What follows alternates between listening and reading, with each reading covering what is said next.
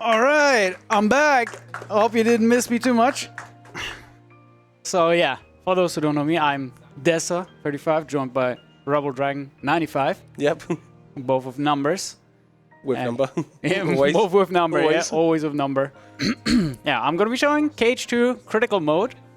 It says modern category. That's mainly because the gummy missions that are usually in the game were modded out for a better experience for both runner and viewer.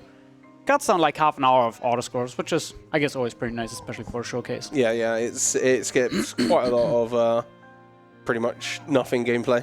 Yeah, there are like some safety mods in there, like auto save and all that, just in case something should happen, but let's just say it won't. All right. Yeah. We'll be doing a critical mode, which is the hardest difficulty in this game, aside from like restricting yourself further with no level up. So I will be getting levels as normal, and I'd say I'd be ready to go then. Yeah. So starting in 3, 2, 1, go. All right. It's a little bit longer of a run, one of the longer KH games for sure. We're gonna start off with everyone's favorite concrete pants, Roxas. Rucksack himself. Yep. Yep, so this is the game's kind of tutorial level, essentially, where it's going to show us pretty much most of the basics of combat that we're going to be using throughout the whole game before things kind of start getting wild when we get all the good abilities. You gotta find the cat. We do have to find the cat. The cat is important. Yeah, we picked the Struggle Bat that prioritizes strength because stat increases in KH2 are very important. Even a +1 is insane. Cool. Right. Yeah, got the first fight. Let's go. Only 2.5 hours to go. Yeah, right. So Des is going to be doing a very specific set of combos on Cypher here because we're setting up some RNG manipulation to make sure the first couple of dusks that we need to fight with the Struggle Bat are consistent because otherwise they're not, and they're very annoying. Correct, because like whenever you boot up the game from a fresh boot, the RNG is basically the same. I mean that if you do the same things, if you attack the same way and the enemies react the same way, then the first like 4-ish minutes of the round are pretty much the same every single time. Yeah. As with this dust, for example, we're in critical mode, so we take increased damage. So what we basically do is we manipulate him in a way that he will do his little spinny move and just immediately end the fight for us. And then we get the Keyblade, our main weapon for most of the run. Just gonna do a few combos and that'll take care of the dusk. And the amount of hits he did there was very, very, very specific. So we don't have the ability scan equipped, and we won't do for at least a little bit. And that obviously shows us enemy HP. So in the beginning of the run, we need to just more know what enemies' HP values kind of are. So we pretty much know what our damage is and how many hits we need to kill enemies, which is how we kind of go through it. Yeah, that ability, unlike in the original KH2, you just get it throughout the game. In original KH2, you'd have to level up to a certain level. I think it's level 4 or something like that. Yes. So now we can just progress the game as far as we need to and then have scan for the rest of the run. Yeah. Stop 7. Oh, we did it, boys. I don't have to listen to anything weird after a run. Did anything. But yeah, that was mail delivery. If you played this as a kid, you probably did like tons of these to get a ton of money. But you've only got to do one of them and then you can just leave. The other guys pick up the slack for you.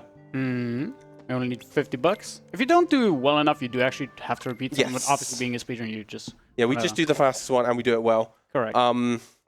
Basically, the skateboard one's always been the fastest one because the other one you have to wait a minute. The other one, you don't have any abilities to make it like somewhat fast, so you just... The cargo clamp would be the fastest if you had the tools for it, but you need everything. If you had to do it after you got finishing plus and such in this, it would probably be better, but you don't, so... Yep. And yeah, so because of the RNG manipulation, we know exactly what that dusk is going to do, so that's easy. Right, another thing we do at this is kind of the ability route split. We pick Shield because Shield gives us more defensive abilities. Specifically gives us once more around the middle of the run, which is very useful. Stops us from dying from hits that consecutively chain into each other. Nope, nice clank. That's a lovely clank. So, yep, so this fight here is just pretty much making sure you're aware of how much damage you've done to all the dusks and then making sure that you don't knock them around too much with finishers. Correct, because finishers usually send the enemies flying, especially if the enemies are not that big. Yeah. So we're going to try and utilize them wisely. Cool. All right. So this game has lots of special abilities that we can equip. And with critical mode, we start with a certain set of abilities, that being air recovery and finishing plus as the most notable ones. Finishing plus means we can output extra damage because we can just do an extra finisher after a regular finisher. And air recovery is just a good comeback tool, sometimes even used quite offensively to make sure that we basically catch ourselves once we get knocked into the air. Yeah, so to basically give some context, we are playing on critical mode, which is this game's hardest difficulty. And in order to kind of counter the difficulty of this mode, this game does kind of throw you a little bit of a bone, where you do less damage than beginner, but not as little as you do on standard and proud. And the abilities it gives you means that you can do more in beginning game versus what you can in the other categories to kind of help circumvent how strong everything is comparatively to you for a good while. Yeah, I think for like at the very least until OC, crit is always faster than beginner, Yes. but towards the end it just falls off. Also, Yeah, love yeah. the clank on My nothing. favorite, the clank on the finger. So basically the boss is below the arena, and every platform, of course, in most games is just like a very thin, flat plane.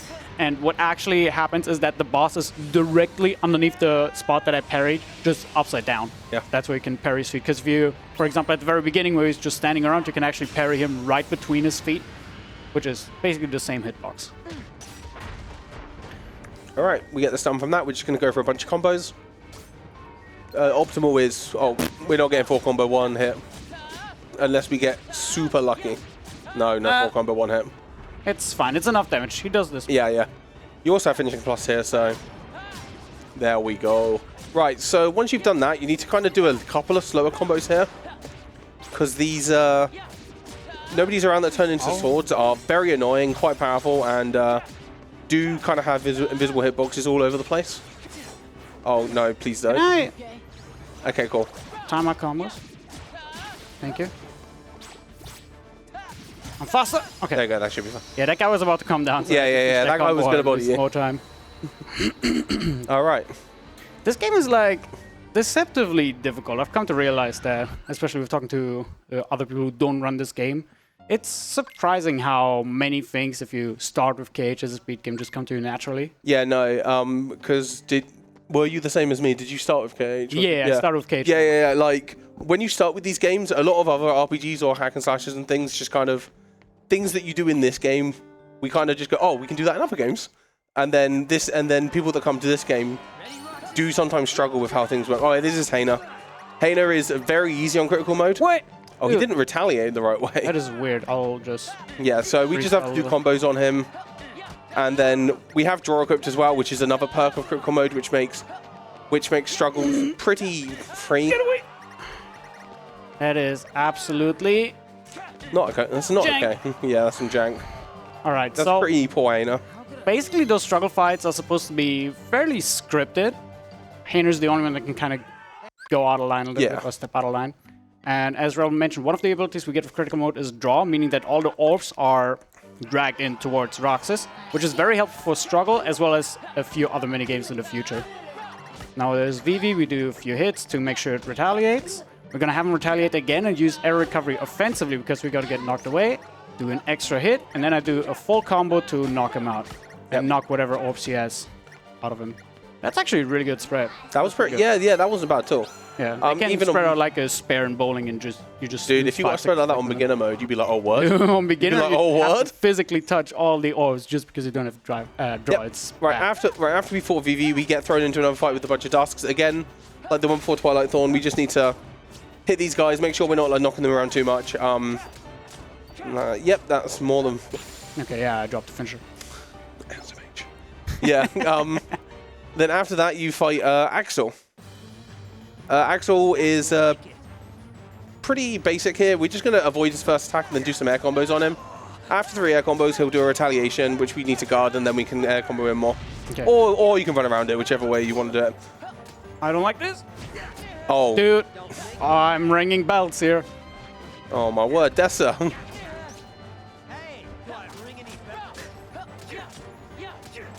Okay, I dropped that combo on purpose You really because did. the finisher probably wouldn't have killed. Yeah, you really did drop that combo. That was on purpose, for once. All right, so something noteworthy for every enemy that is not just a regular enemy is that they have something called revenge value. It's going to be a very important system later on throughout the run as we get more and more tools. Because revenge value is kind of like a comeback mechanic for the enemy. They have a certain amount of revenge meter that you can fill up. Most enemies have like between 9 and 12, some enemies a little bit lower, some a bit higher.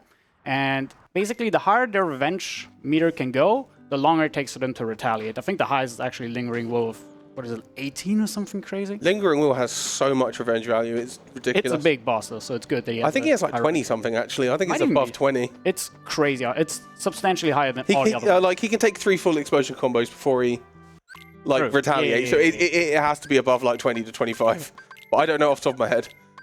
So the reason I mention that is because a lot of bosses we try to play around their revenge meter, and every single move has its own revenge value attached to them. For example, a ground combo with both Roxas and Sora, regular hits add 1 revenge value, and finishes do 3. For air combos, it's 1.5 and 3.5 respectively, meaning that whatever move, except for...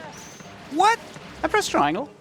Whatever move tips the scale on that revenge meter will cause the enemy to retaliate. There's one exception, but that won't really come into play too much. So basically what we try and do with every boss where we need to abuse their revenge value, we try and finish our combo that we need to in a way that we use can them to meet their revenge dodge. value in a way that we can then dodge it afterwards, or then use it to punish them for deciding to retaliate against us despite us, forcing them to do so. Like we kind of have like 2 kind of terms. It's what is it, forced retaliation, and I think it's natural retaliation. Or something along those lines we called it. I can never remember. But I know the one we tend to do is forced retaliation, because that's what we use offensively to do things. To keep in mind, though, is that as long as they're like staggered, they won't retaliate anyway. So if we have something foreshadowing that will be able to continuously stun the enemy, he will not retaliate until he has the time to do so. And when the enemy does retaliate, that's when the revenge meter starts dropping rapidly, but not instantly, which is actually very important for some fights later on. All right, Shadow Roxas. Yep, Shadow Roxas time. Again, this is just some combos. Nice whiff. Shadow Roxas is actually deceptively annoying to air combo sometimes. I'll just do ground combo. Yeah, just ground combo this man. That should be okay. I lied. Oh, yeah, you did lie, actually. I did lie. You lied directly to me. Yeah, you want to like hit the first hit and then delay the second, third hit in a way that will basically just have you touch the ground with the bottom of your feet. Yeah. You're just scraping along, which makes it very hard to actually time those. There's a lot of things, especially in early game, you kind of want to time just to make sure that you have the right height, the right positioning, the right timing, and all that. Later on, combos just get way too fancy, and we don't really care about timing anymore. Yeah, Roxas specifically, timing inputs and like making sure things are being well spaced and stuff is very important, because Roxas does control very differently to Sora. Like by a large margin. They're not even close in feeling when you know this game really well. Roxas does feel a lot. He feels heavier. It's kind of like similar to the difference of KH1 and KH2 Sora. Like he's somewhere in between. He's not as slow and sluggish as KH1 Sora, but he's not nearly as agile as KH2 Sora, even at the beginning. But especially towards later when we have all kinds of cool abilities, slide dash, so dash, flash step. Unfortunately, not explosion, but not explosion. Sadly, no. Rip explosion 07. Yeah, Rip explosion. From like 2000, whenever FM came out. Yeah, 2005 to 2007. That's when FM came out. I believe so. Yeah. Oh, by the way, as we just mentioned it, there are like a ton of releases, like half a dozen releases for KH2. There was the Japanese version, which was a very not like a beta release, but a version that had a lot of balance changes. Yeah, in the future. Then there was the European and American version. Then the final mixed version, which is another Japan exclusive that adopted the international updates and added more things. And then eventually in like 2014, we got our hands on Final Mix, KH2 Final Mix specifically on the PS3, then PS4, then PC and all that. So we're basically playing the most up-to-date version, whatever that Final Mix version was that the Japanese people got ever so many years ago. Like at this point, 17 years ago. It's crazy old. Yeah, no. Like, when you think about how old this game is, we're like, oh, God. Like... Back starts cracking. Yeah, man. Alright, so this is another fight with some Dusks, followed up by an assassin, isn't it? I can't ever remember that. Yeah, it's an assassin. God, my brain just literally forgot every single nobody name in the entire game. But yeah, so again, we're going to do like specific amounts of combos to these guys, because if we do finishes on them, they get knocked away, so we just don't want to do that. And they usually get stunned by 1 or 2 hit combos anyway, so you want to make sure that you stay in, you like stay in their face. Yeah, most regular enemies just get staggered by hitting them normally. There are a few exceptions, like really bulky enemies. They tend to only get staggered under certain conditions. While most of the time they'll just be chilling around and only get staggered by big finishers or some specific moves. Like, there are basically 3 categories. Enemy hits that count as basic hits that cannot go through a guarding-like animation and just get parried by the enemy. Then hits that go through that but don't actually deal damage. And hits that do both of them. And those piercing kind of hits are kind of rare, but we'll be utilizing them later. Yeah, yeah. A lot of them are really, really strong. Yeah, no, like, one really cool thing about KH2 speedruns in general across, like, all the versions, because even in J with its, like, very one-track kind of, like, way it does stuff, you still use basically nearly every, like, good available option that we have. Thank you for skipping that cutscene. We use nearly every good available option that we happen to have in these runs. That's easy for us to access, or quick for us to access, which is like really cool. Like you get to see, especially on critical mode, you use so many options that it makes like this speedruns like this very interesting. I think Iwabi even started using Whirligoof in crit. His record uses Whirligoof, which is something that is kind of rarely seen because you get it at a very late point. You get it very late, yeah. But if you specifically combo it with like Magnet and other things, it can just suddenly do loads of damage. All right, this is the basement fight. Basement fight starts with 4 Dusks, then we get 2 assassins. The absolute horror. The absolute horror. Right, so Des is going to try and take out 3 of these guys, and hopefully have one or two hits away from death. For when the that's exactly what we didn't want to see. Yep. For when the assassins spawn. Dude, catch him! Thank you! Right, now he's going to try and catch an assassin when it spawns. And that guy should... Oh. He caught me. He got you good. Oh, no. Whoa, he went through my guard. Okay. Oh, that was lucky, but yeah. Fine. Yeah, he could have just done it again, but... Okay, yeah. People were trashing on KH3 guard, but KH2 guard is the real culprit, honestly. Oh yeah, absolutely. Well, is guard good in any KH game? Let's be real. True. All right, Axel. We have a cool dual wield kind of stance, which is unfortunately exclusive to this fight. His revenge rate is kind of high as well. And what we want to do is we want to do a full ground combo with both of our finishers. Mid-air, we want to do 2 hits and then cancel our combo to then do a full air combo, which causes him to retaliate. And his forced retaliation specifically is he goes into a wall, jumps out of it, and you can use a reaction command, which we haven't even talked about yet, we'll deal massive damage.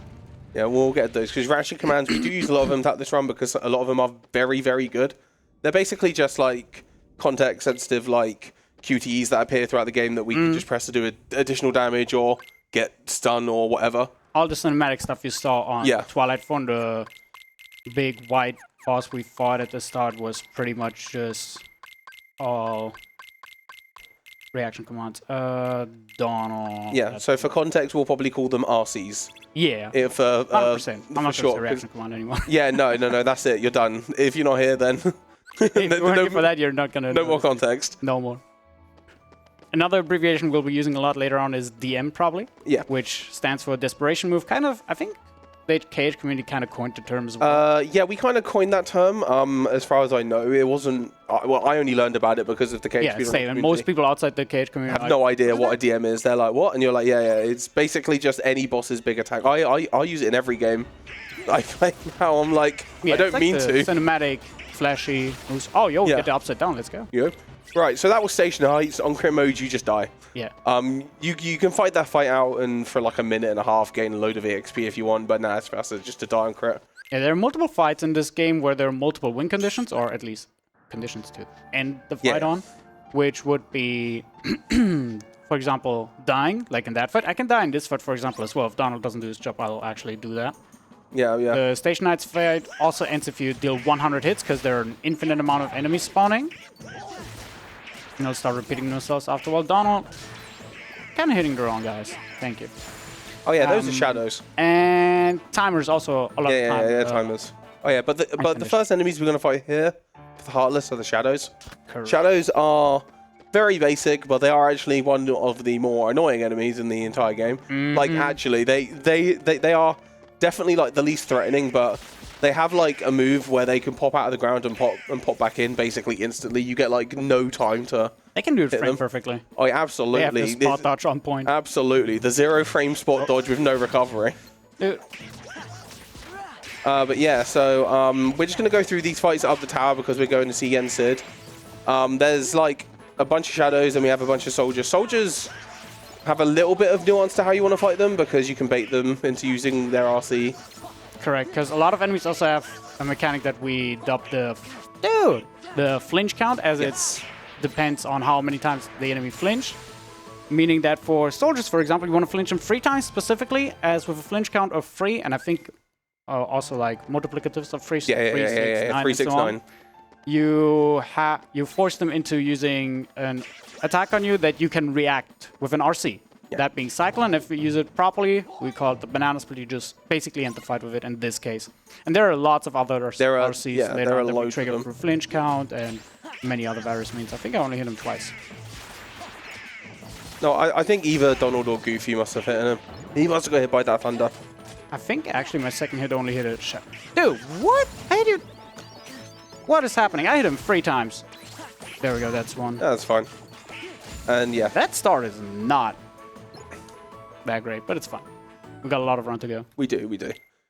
But we're pretty much done with the tower now. We just need to walk up to the top. Gonna get some EXP on the way because I'm practicing that bit and kind of lacking on the EXP. Donald, please. Donald, please. Oh, he didn't get it. My finisher whipped, so I figured he might have it in my back. Nope, he does not indeed. Oh yeah, there's a book on that table in front of you there, which you're meant to read, but you can just jump on the table and go, no, I'm not reading it. Yeah. We're here to game. We're not on the book. We ain't here to read. That's the wrong person. Guy. So now we've spoken to the Red Fairy, we get Valorform and another Keyblade. Valorform is like a transformation that we can go into, which we'll use a little bit more. Correct. So there are so-called drive forms in this game. You saw a little drive gauge popped up on the player HUD. You'll see that like throughout the rest of the run, so you'll have time to have a proper look at it. And that drive gauge starts at 3, and it climbs all the way up to 9. We'll only get up to 5 throughout the run. Technically 6, but the final boss gives us the drive gauge. So it doesn't matter. Yeah. Because in this version, unlike the originals, you can save after the credits, which you couldn't do in the originals. Correct. And every drive form, as well as later on summons, uses a certain amount of drive gauges. For example, Valorform uses 3, meaning that we have to have 3 active drive gauges to be able to utilize Valorform. So a big part of this run is drive management, making sure you don't run out in inopportune places, or being able to grind some drive gauge, as there are many ways that we'll have later on to be able to increase our drive gauge. Let me take care of this samurai, please. No, please don't take care of me. Oh, he took care of me. Okay, my EXP is really bad. Now I'm gonna. Your EXP is kill some soldiers, please. Don, you got this, right? Don, you got this, right? Don, you got this. Yeah, he got it. Yeah, so that's another fight where you can pass it by taking damage. On level 1, you just eat the damage, but on crit, you actually do want the EXP because you do need to level up. Yeah. So now, as you told me, that Ricky... Oh, this is the Ricky strat. There we go. The Ricky strat. Use the square attack on Valorform, which basically lunges you forward. And if you can usually not leave rooms while you're in an action, but if you revert in the middle of that attack, you basically cancel that action, meaning that you're able to go through loading zones again. Okay, so now this is what the fight we know as a Bailey. There's a bunch of nobodies we need to take out in this fight, and this fight is surprisingly annoying because, again, this is early game, so we don't have as many options as we would like. Our best option for dealing with a lot of these enemies, that might be a good one, is to do this reaction command. Oh, Leon! Come on! Leon actually got you good there. This should be cool, though. Oh. All right. I'll take this one as well. That was actually pretty good. Yeah, so... There, please. So now we're going to wait for all those guys to gather at the other end and then try and, like, chain blizzards into them by shooting down the line, because blizzards will travel through enemies the entire time. That was actually a pretty good Bailey. Yeah. That was pretty good for Bailey. That fight can lose you loads and loads of time. Or you can die. Or you can die. Well, you know. Those samurais actually like 1 or 2 shot you, so if they catch you in an unopportune moment, you're kind of done. Oh, yeah. Like, if you miss the thing, then you're just donezo. Mm-hmm. Oh, yeah, we lost Twilight Town 07. So, this is where the modded thing comes into play. Instead of going to Gummy Mission, I just enter the world and don't care about it. Yeah, in total saves like half an hour. Really, really nice addition to the run as a whole. Right, something that we're going to be doing a lot throughout this game, whenever we get new party members, for a lot of them, we're going to be nicking items from them. Oh, I forgot I wanted to buy stuff. Because we're going to have better use for them than they will. So much better. Much better use. So we take them and go, yo, these are ours. And yeah, then he brought a fire bangle there. The fire bangle's for OC. It just makes doing OC a little bit safer. That is a really weird combo, but sure. Yep, so the first fight here, we just have to take out these guys. Okay. A little thing with the mechanics of early Land of Dragons, we have Ping with us. And Ping is honestly a very bad party member. And she like has this, and like the mechanic at the start is the morale meter. You got to keep that high morale, obviously. But basically every time you take damage or like whatever, you lose morale, but you can gain it back by defeating enemies and picking up the orbs. So something else we're trying to do at the start here is we're trying to get a bit of EXP for Valor Form, and then once we've done that, we're gonna use fire on these enemies, because fire at the start of this game is really useful as a small little crowd control option, and fire doing a finisher is actually really good, because when you do fire and then do a finisher, you don't get like an overhead attack or like one of your like other ones. You get a big sweeping attack if there's enemies all around you. So that's something else which you need to pay attention to, is what finishers you're going to get. Because sometimes you do get like weird ones if you're not like paying attention to the like ground you're on or whatever.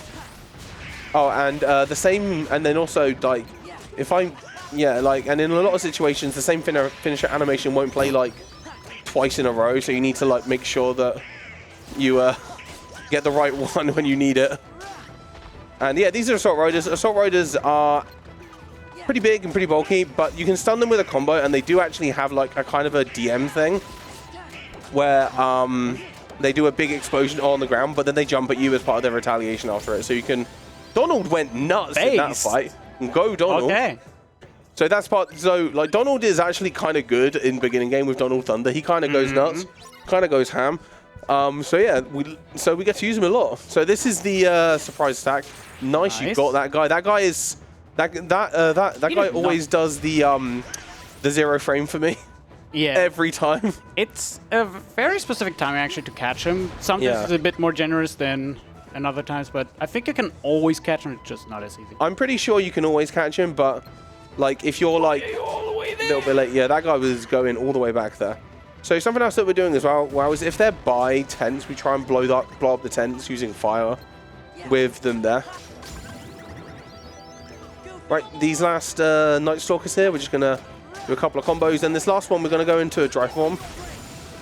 Yo, the tent explosion? So, something I didn't touch upon earlier is that party members have basically 6 kind of types of AI they can have. They can do whatever they want, they can stay close by you, they can fight enemies that you're not fighting or enemies that you are fighting specifically, or they can just fight one enemy until it's gone. And especially for the beginning game, we want to have Donald and Goofy on party attack, meaning that they will always pick up enemies that we are not focusing on, so that Donald, for example, can take care of things that we're not busy with Thunder, which is really, really useful. Later on, they're going to be more of a liability than anything else. Okay, yeah, he did clip me.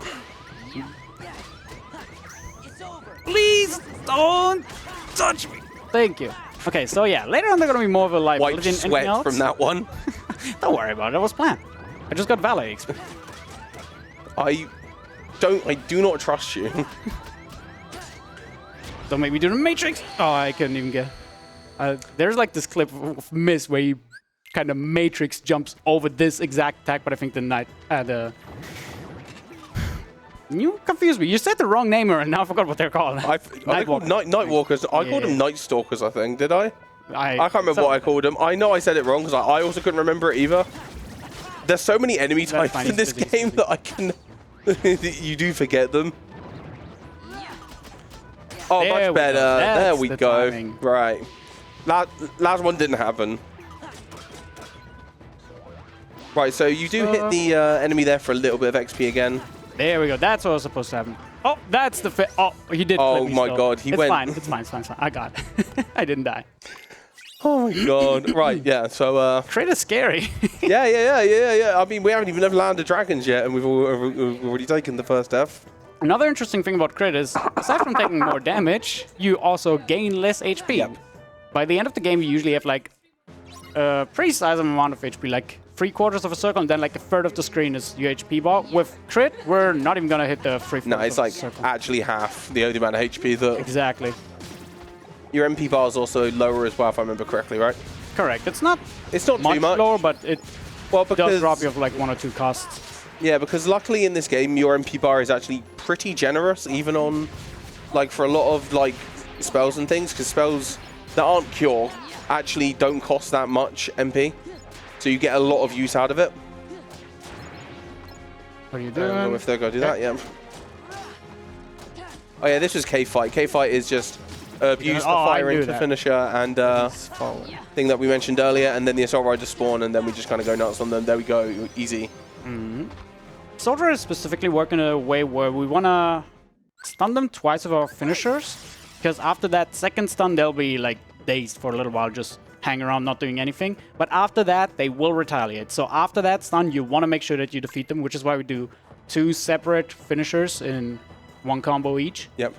Otherwise, you might, like, if something comes in between, like some other guy pokes you, something like that, you'll probably not have enough time to kill the guy. Yeah. Cry. All right, Summit. One of the many gimmick fights in this game. Yep, we love Summit. So at the start, he's going to jump and lock on because it spawns a bunch of enemies. And all we're going to be doing here is we're going to be killing enemies, trying not to die, and getting some EXP. And some money as well. Yeah, and some money.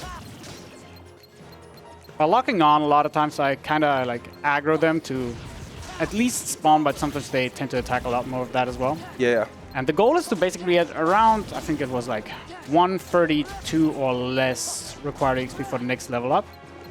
Which once, around the halfway point is where the bolt tower spawn, they give a lot more EXP. I'm going to try and focus on these guys, which if I get the RC that I've been using, the little spinny slash, the speed. Yeah, you can like use that to... I will be able to kill a lot of them. Or bolt reversal can do something as well, but it's not nearly as strong. And I am absolutely starved of EXP. Speed trap, come on, something. Okay, that's... Our is not going to go off, yeah. So what I'm going to do is I'll either pray that Mulan actually killed something on the Shan Yu fight, or I sacrifice like 15 seconds killing Assault Riders. Yeah. There we go. Right, so we put combo boost on in that menu. What combo boost does is it increases the damage of our finisher based on how many individual types of hit are dealt before that finisher comes out. So we basically, and that only works on ground combos with combo boost. If for the air one you need air combo boost, but we'll get a Keyblade that has that ability later because we haven't mentioned it. But Keyblades have abilities on them in this game, and basically the tier list of what Keyblades are good or bad isn't actually always based around what stats they have. Sometimes the ability outweighs basically everything else relating to the Keyblade. And a lot of Keyblades in this game are very situational. Yeah, that guy whiffed the hell out of you. Yeah, I was trying to get hit by them for damage boost, but not. Well, yeah, I pushed him. So a lot of Keyblades in this game are very situational. But a lot of them, even outside of any percent, all of them have their niche uses throughout the entire game, which is actually really cool. Character limits, we didn't talk about those either. Every character has a certain limit to them. Donald and Goofy have 2 that you unlock throughout the game. Mulan has the red rocket limit, which is kind of just a big AoE thing. Oh, the Knights. They're not even going to... Okay, it's just going to be a slower... Yeah, we're just going to show Shan Yu. Slower Shan Yu. Yeah, I can't talk. Shan Yu, there we go. Jesus. Right, oh, and also, you spam square up the stairs there because... Bring the Horizon, whatever the square move's called, I think it's called that. Animation cancels when it doesn't complete while going uphill, so you can use it just to spam it up those stairs, and it's way faster than walking. All right, Shan Yu. Shan Yu, we're going to parry and do his reaction command here. Okay. And he's just going to attack and do stuff. We're just going to try and hit him. Mulan will kind of hang around and do her thing and hit other people while we're busy dealing with Shan Yu. Did we put Mulan on party attack? No, because I wasn't really thinking about trying to have her... Oh, I don't know how I got that. I was not locked onto him. You really weren't. There we go. Now I'm level 10. Oh, now there we go. Oh, it was still enough. Okay, great. The level up came just in time. Yeah, so the reason I wanted a lot of EXP in that previous summit fight is because the levels are all 100% consistent. At level 10, we know is a strength boost. Every strength boost, and 2 of them specifically, counts as 2 extra strength, which means you deal massive extra damage. And in this case, without that extra damage, Shan Yu usually takes a little longer and you run out of Valor Form. Isn't that big of a deal because in OC you can't really use forms anyway. It's still annoying though, because then you'll have to fight in a different way. Not really something you want to have to deal with. And now, OC time. Yep. If runs didn't die to Bailey, it's going to be OC. It's always OC. Yeah. So at the start of OC here, you see we don't have our use of our drive gauge. Yeah, that's kind of a big issue for us for a little bit. Which means we don't have Valor Form for movement or anything like that, so we have our slow movement. Is Goofy going to get hit? 07, Goofy didn't get hit. He survived. Sometimes the rock just falls on top of Goofy. Right, so we're actually heading down to further into the underworld. That guy did not want to follow you. No, he did not want to damage boost me at all. He was busy cooking Donald or something. Yeah, exactly. Right, so we're going down further into the underworld to see Hades because Meg asked us to. Pretty much it. Like a JRPG. Hey, can you not just like head over to the God of Death real quick? Just hurry up and just go down there and talk to him for me real quick. He'll be okay. Trust me. Trust me, don't worry about it. I'll cheer him from all the way over there. Yeah, so the only piece of movement tech we have is that right there. Slide dashing into enemies can give us a little boost forward and push us forward a little bit. Can I get the... And there we go, a damage boost. Yeah. So on crit, you can only get one of the damage boosts anyway, so it didn't really matter too much that I didn't get the first one, because you just die from the second one. That's not really damage boost anymore. Yeah, that's just damage at that point. Yep. So Hades, it's one of those fights that you cannot win, but you end it by just dealing 6 hits. I am not going to forget the Fire Bangle. Don't forget Fire Bangle, please. Didn't buy it for nothing. Yeah, so Fire Bangle does something very, very simple. It increases your defense and ups your resistance to fire because we can't actually fight Hades right here because he goes invincible. And we have to now run away from Hades while also dealing with the enemies here. That was kind of beefy. Yeah, so without Fire Bangle, I would now die from the next Fireball, but Fire Bangle allows me to survive. You can survive, yeah, you can get hit 3 times. I'm going to get Bushido ready because 100% I'm going to need to use it. You are going to need it. Actually, he's a little high up. Maybe I'm lucky. Yeah. So, we're doing that. Nope. Nope. We're doing Bushido. Yep. Luckily, Auron here, we didn't mention him. He's just a party member and he has this limit and all this stuff. But basically, Auron's actually pretty good at healing you, so that was pretty spooky. A little. Right, something else we're going to be trying to do as well while going down here is we're going to be doing bat cries. When you hit little bat enemies, they do a reaction command where we swing them around. And we're going to be trying to do that all the time to do damage because we actually have a ability on which gives us additional. You parried that fireball. Let's go. Give me the big guy. Give me the there. Ah, there we go. Whoa! Hang on. This is there. Great. We go. Perfect. That platform 3 was beautiful. Yeah, that Hades escape started off very, very spooky and then kind of went all the way back in our favor there. Hades escape is a menacing fight because if you die, you lose 1.5 minutes or more because you have to walk all the way up again because in this world you also don't have your movement as mentioned before. So you just walk and walk and walk and then you have to do the pre-fight again. Have to pick up the menu again. Gotta remember that the menu has like its cursor on the game always remembers what cursor position you're on, so it remembers what you ended with. Therefore you have to adjust for that and hopefully not just muscle memory through that menu. It's just a lot of things that can go wrong. Yeah, because a lot of people just reset at that point. Yeah, because in this game, when you die and press continue, it doesn't take you back to the fight. It takes you to the last playable room that you could basically walk around and be safe in, essentially. Which does cause problems later on with a specific fight. But we'll get onto that when we get to it. Right, this is Cerberus. Speaking of dying, this guy's scary. Yeah, dude, Cerberus is a spooky boy.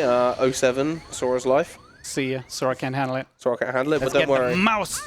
Yep, we use Mickey here. Mickey here is exceedingly broken for dealing with this guy. He just has a really high amount of damage with the Pearl. So basically, we're just going to Pearl and wait for MP to come back, and then we're going to just hit him in between. Mickey's basically like a little last resort mechanic. If you die to specific fights, the first time you die in one of such fights, there's a 100% chance that Mickey will help you. The second time, it's, I think, 85%, Yes. then it goes down to 70% and ends with 60%. So after the 4th death on usage of Mickey, you only have a 60% chance of Mickey helping you. We only utilize him once, but he can show up later on a lot of other fights. A lot of you might remember using him on, for example, Zoldan. That's like a prime example. Pretty much everyone used him on Zoldan at the start. Dude, the classic Zoldan usage of Mickey there. Yeah. You gotta get like 5 of those 60% procs. Dude, you gotta get him. You gotta get him. And yeah, that was Cerberus. You basically just kind of spam Pearl. You want to try and target switch around a little bit. You can lock onto the enemies, then you have this blue little reticle on them. And if you swap targets, the Pearl tends to sometimes swoosh around between the heads, and each of the heads can individually take damage from the Pearl. If you're really lucky, you can't really completely defeat him, but get him to like half a bar or something. Also, we have a drive form spec. Oh, drive form, let's go. This saves like literally a couple of seconds, and it's very funny that we still do it. At best, yeah. At best, it's like, don't talk to Meg, please. I don't know why I was in BBS where you talked to Hades there. Yo, we doing 10 rounds? Yo, 10 rounds? Oh, please, no. Yo. 10 rounds of Earth. We're in the same arena? 10 rounds? Right, so this is Urns. Oh, wow, that's horrible. Again, we have draw, so this fight is a real easy time for critical mode. You just kill a few, walk around, and yeah, there's 20. Now, after that, we have Urns 2.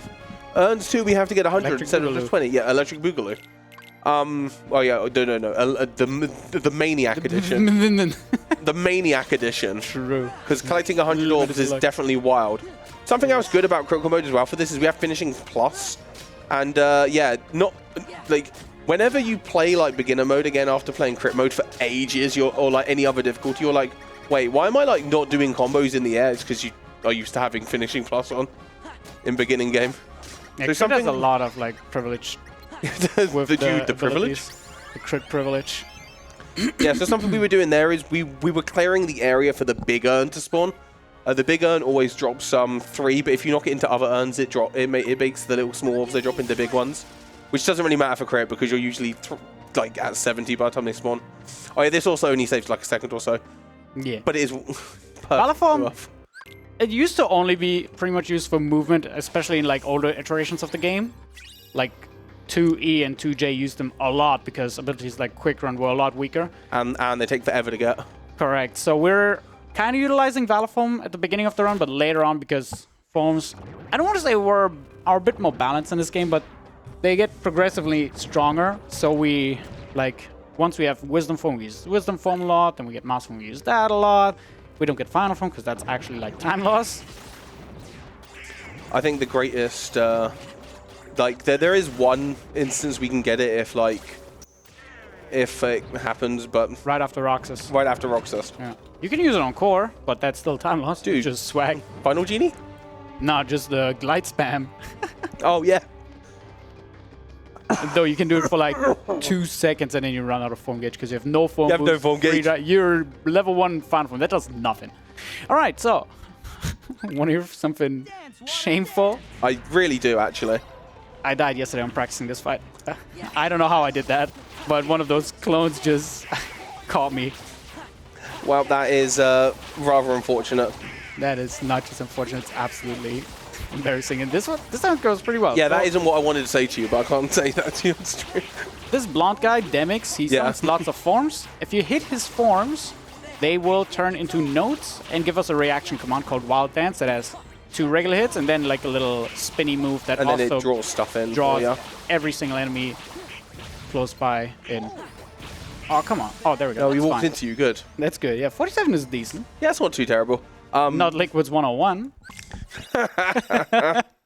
But that's... Oh, dude, the 101. I remember that 102, one. actually. 102. Oh, it was the 102. Yeah, it was the 102. Something like that. It was the Absolutely 102. crazy. Dude, thank you. Right. quick little menu, use the power boost and AP boost because we have it. Yep. And then I'll get counter guard just in case. Counter guard can be useful a little bit. Yeah. I can just unequip it later, but it does not hurt equipping it now. It's a nice backup tool. No, like if you parry stuff or you guard it, you can initiate a counter guard. It just is a little area of effect thing that stuns stuff around you. Right, so this fight with Pete here is actually a it's a timed fight. So we're pretty much just going to wait for Pete to do his thing, and we're just kind of waiting for him to spawn stuff. In a second, he'll spawn some soldiers, which we can do some fighting with if we so choose. There, that's what I wanted in the tower as well. Yep. Oh, he dodged that. Dude, my man survived. So a lot of things in early game. Yeah, pretty damaging, spooky. so it's very important that I dodge these. Mac took a lot of damage, holy moly. Yep. This is a timed fight. You have to survive for 1.5 minutes, and after that we have a proper fight where we can actually defeat him. These guys, it's kind of random when he spawns. You can manipulate a little bit, but the manipulation is based on a lot of different factors, and I didn't really bother learning that. Yeah, there's and no it's point. Just a little bit of extra XP if that happens. Oh, yo, no pinball? Okay. No. Oh, no! The fireball from the ghost! The fireball into instant pinball. Well, yeah, because he got knocked mid-air and wasn't his, like, proper stun animation. Dude, you got all the enemy kills there as well. That was actually insane. Well, yeah, that's the idea of the back guy. You got everything. If he wouldn't get hit by the fireball, you would generally get him every single time. Every single time. Easy money. But yeah, no. So that's the Pete fight. If you die in that fight, which is actually rather easy to do if that doesn't go that exact way, or like without the pinball, the way that we were going for originally, yeah, you do just die. And then when you die in that fight, as I said, you have to press continue, then you go back to the fight where you have to wait for 1.5 minutes before you can get back to it. Yeah. So, we got one of our strongest tools from that previous fight, which is Trinity. Trinity was probably one of the most reworked abilities in the entire KH2 like Yeah. history, because it started in KH2 J, the original release, as something that you gradually build up over time and get stronger and stronger with each use, unless you know what you're doing, so where you can get it to max power on first use. And to English, it got nerfed quite a bit. It's still decently strong if you know what you're doing, and you basically build up a lot of hits with the free parts that you can do, where you just strike the enemy, or what I did there, like a little spell, or you can shoot up a few orbs that just collect hits for you. Yeah, so it was a little bit weaker into English, but then 60 FPS came around, and 60 FPS messed with a lot of things. I forgot the even, but what? Why? You got caught on the butt, bro. That is gonna be absolutely sketchy. Oh no! Now you're I have a potion. Where am I? I'm on the Hydra's back. Okay, I am gonna do. Okay, I'm gonna do the following. I'm not gonna die. I'm gonna hope that Donald doesn't die. Yep. Use Trinity again. We might have to do another couple of Trinities by the looks of the HP. Fine, but that's why I kept the Ether around. Okay, now we saw all 3 parts of Trinity, and I'll have a few hits here. 91, that's not too bad. I got the big hit, so if I don't get hit by a flame, I might be... Okay. Oh, that was... I knocked it out. Not even worried. Not even worried. Not even worried, yeah. So this was supposed to happen on the previous cycle. If you use the Trinity properly, you'll snap up to the highest head of the Hydra. It's pretty much consistent if you use it on the same time every single time, but if you're off by a few frames, you can sometimes get stuck, like I did. And the way it's supposed to go is you buffer an Ether, so you use an Ether and then Trinity, so that half of your MP recharge is already basically completed. Yeah. And then you pop the Trinity. He has like 3/4 of a bar left. You can either immediately just go for the hits and kill him, which is slightly faster, but I usually go the safer route where I use another Ether to immediately pop another Trinity, not have to worry about anything, and just defeat him. It loses a few seconds in an Ether, but most of the time you have to use the backup anyway, because it's most time you have to use all RNG anyway. Yeah. So it doesn't really matter. I'd rather just go the consistent thing than 25% of the time save like 3 or 4 seconds in the game this long. Oh yeah, that's Winnie the Pooh. Don't worry too much about him. Yeah, Winnie the Pooh has a little bit of amnesia. We go into this fight, we get clobbered, and yeah. 07 Winnie the Pooh. Now Winnie the Pooh remembers nothing. All of the KH1 adventures for naught. He's not our boy JP Pooh in this game. Nope. Japanese Winnie the Pooh is my spirit animal, to be honest. His voice is beautiful. I love him. Also, because we haven't had enough mechanics, summons are introduced to the mix now. Yep, now we have Chicken Little. Chicken Little is actually a very good summon. Yep. He's very good. He basically has a magnet effect, which we'll use basically throughout the run loads to do loads of different fights. Alright, so yeah, this fight's just use Square on Trinity and then just do the finisher. Yep. This fight ends after hits. Yeah, 100 hits. This fight ends after a certain number of hits, so you just do that instantly with the Trinity Square. Oh, we're gonna buy a Sardonyx ring real quick. Didn't practice the menu for 30 hours. Yo, you didn't practice the menu like Liquid did? Nope. Not for 13 hours. Okay, get up there. Valiform generally, because we've been like talking about forms being progressively strong and strong, we still have Valiform only, but Valiform is really nice for moving in general because it runs way faster than regular Sora and always has maximum speed. You actually run faster in combat, but Valiform always is kind of like ready for combat, so you always run fast. And you also jump high, which is nice for a few. Yeah, it's nice for making sure you get over certain ledges without like ledge grabbing and such. Oh yeah, this is the wardrobe. We have to push the wardrobe. I don't know if you've ever done this in 2 cycles, but I have seen this done in 2 cycles I don't before. think it's even possible on 60 FPS. Yeah, like this was back on PS2. There's like only 1 or 2 instances I've ever seen of this, but yeah, the wardrobe wakes up like a couple of times, and if she catches you like pushing her, she like hits you away, and then you can actually air recovery out of that. I think she can kill you too. She can kill you because she does do damage. Yeah.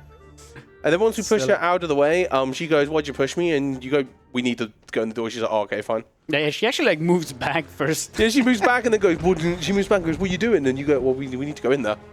Yep. Yep, so, I didn't do slide dash. That's going to be a little funky. So this is Thresholder. This is the first usage of Chicken Little. What we're going to be doing here is we're basically using Chicken Little to pretty much protect us from this fight because loads of things spawn in this very small area and we don't have many things in terms of options to like protect ourselves from like loads of enemies spawning at once. Yo, nice. This might be a little bit spooky. Okay, that's fine. That's fine. Yeah. Fine. Yeah. That's fine. So yeah, we use Chicken Little as a protection tool, as mentioned, and he also has a magnet-like ability where if the enemies are far enough away from you, or specifically the enemy that Chicken Little kind of has in his target right now, he usually goes for the closest one, I think, but yeah, if you're far away enough from the enemy, he whistles them. Yes. And if he whistles them, he incapacitates them, and they just get dragged towards you almost every single time, and that's absolutely goated. Even when we have Magnet, it's still really, really good to use. Yeah, honestly, Chicken Little is better than, like, Magnet in some instances because there are some enemies that are immune to Magnet. They're not immune to Chicken Little. Nope. They are not immune to Chicken Little. Chicken Little outdoes them. He's like, nah. Right, so, we're helping out our boy Cogsworth. Is that his name? Yeah, Cogsworth. Yeah, it's Cogsworth. By helping him to get all these lights going. You know, get up here without jumping. If you target this box. Oh yeah. You get the aerial dive. Yeah. Also, something else which is small. The grip bar at the top of the screen actually goes down faster in the final mix version. It's like double the speed. It's like actually a little bit tight.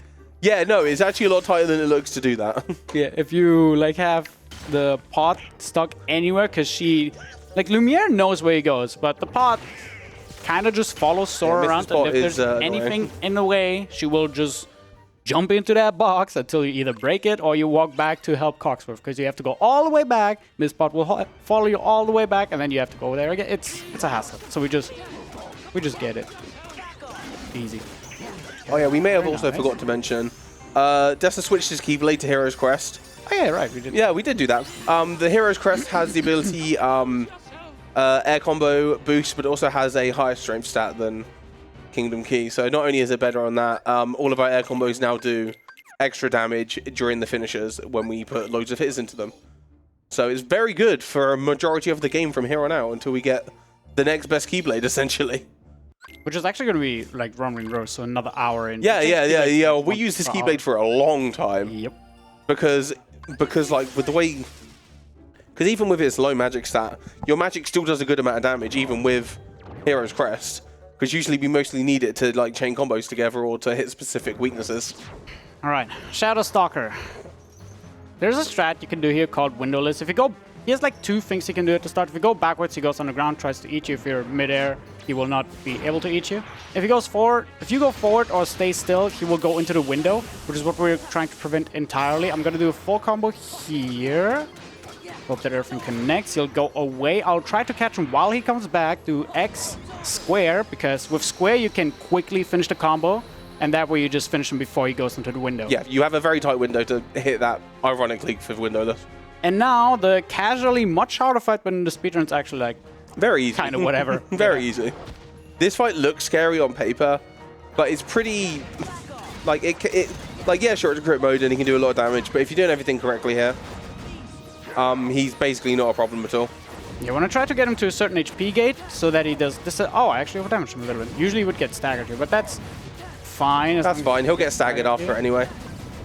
Now I do 1, 2, Upper Slash, which I equipped earlier. Upper Slash is an ability that can knock most enemies just straight into the air. And we utilize it very situationally. Yes. But whenever it's utilized, it usually just gives us an extra free combo. And then we have another ability called Aerial Dive that we got at some point during OC. Also, Maleficent Skip. Maleficent Skip. Hey, we didn't see her. No more Maleficent for the rest of the run.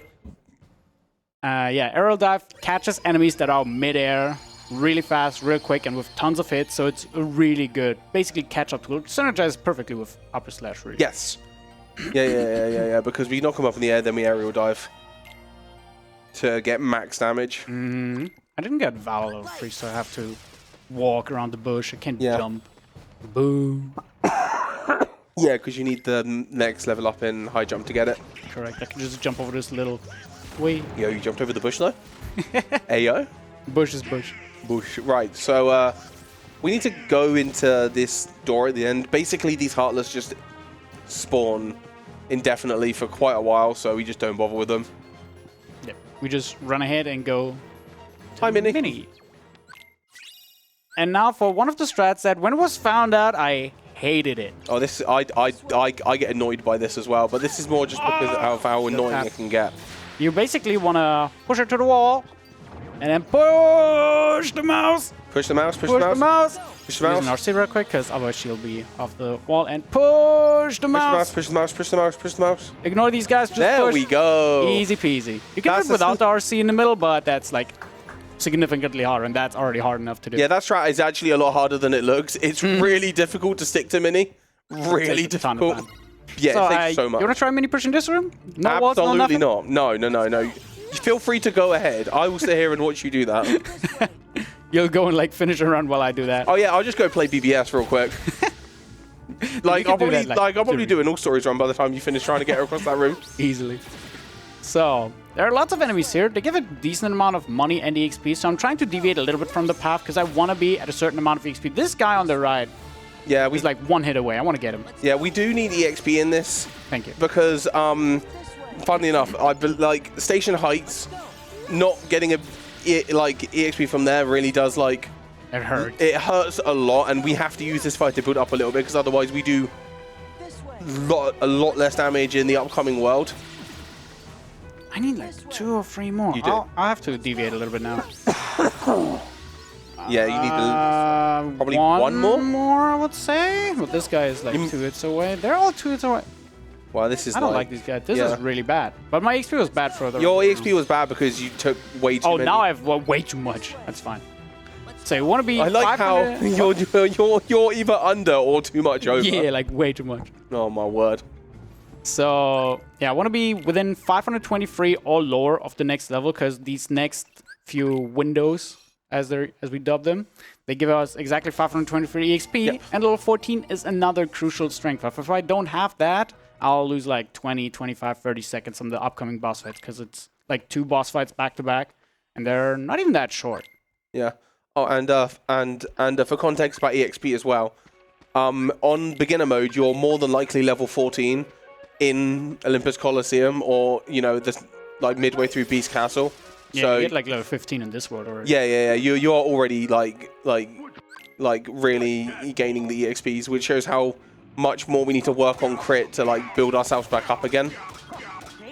Oh yeah, this is Old P. Old P kind of gets bodied. He's not really a threat. Not really. So we just Valor form, go nuts. Yeah. Easy. We do like free hits at the start, then we cancel a combo and do free hits again into a finisher. Usually that kills, but in this case he got away from at the very beginning from one hit, so I had to do the extra. Yeah, do the finisher. Chicken Little, this is his like grand debut where he really pops off, because he's basically just gonna whistle in almost every single window for us.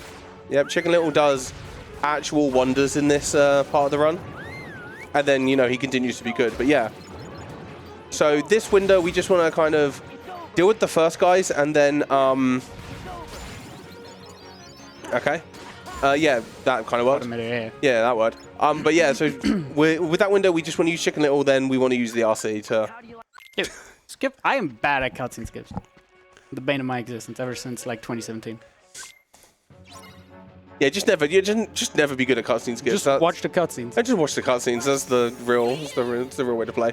Right, this window here is kind of very well. Chicken Little makes this very easy because if you don't use Chicken Little, this window is really scary on crit because these hammer guys are scary. The planes are scary. Oh, we use an ether there because I should mention that when you use an ether, we try and make sure if we can that we use the ether before our MP goes into MP recharge. Okay, that got away from you. Because when we're in MP recharge, ethers only restore a percentage of our MP. But if we're in the blue still, it just restores it to max anyway. Correct. So yeah, we want to make sure that whenever we use an ether, we're still in the blue. There are a few instances where we either don't care or where it's actually part of the strat to deplete your MP. Yes. And then go. And something else as well. Whenever there's an MP increase, the ratio of the amount the ether restores to your MP actually goes more into your favor. Because ethers don't restore like a numeric value. They restore like a percentage of it. Oh yeah, this is another one. The fires are kind of annoying and the cars are actually... The cars are pretty scary enemies actually. If you let them get away from you and Chicken Little doesn't decide to whistle them. Which he not... They can start going nuts, but Chicken Little's pretty good at dealing with them for you. So as long as you're like sticking with our boy, then it should be fine. Get him close, please. Yep, nice. Chicken Little also like heals you as well when you have him summoned, so... Whistle, baseball, I don't care, something. Baseball. Cool, that's the other thing that Chicken Little can do. Chicken Little can't whistle if there's only one enemy, but what he can do instead is he can throw a firecracker and that stuns them for you. It does the same thing because it draws them towards you, but it's not as good as the whistle. Yeah. Yeah. And now so the reason we use Chicken Little on all those windows is because whenever the party constellation changes, your game state basically gets reset. If you were in a drive form or had to summon out, you get it gets retracted and your drive gauge actually returns fully. Yes. If you run out, you will have no drive gauge, which means that we want to try and utilize drive forms and summons in a way that by the time we would run out, we're already in the next segment where it just resets automatically. That's why we didn't use Chicken Little there, because here the game state doesn't change. We keep Donald and Goofy. Therefore, we would just have no drive. Yeah. And we want to use Valor Form for this fight, as it saves a ton of time. Because Valor Form, you see it has 2 Keyblades, but that also means that our regular hits, even if it doesn't use both Keyblades, it's stronger, because each Keyblade individually adds stats to Sora. Yeah, so like talking about the drive gauge thing, so what he's going to do here is he's going to go onto the hook and then he's going to hit the box. He's going to do a combo with the finisher, then do 2 hits and 2 hits and then 2 hit stops, because if you miss the reaction command to stay on the hook, this fight just takes way longer.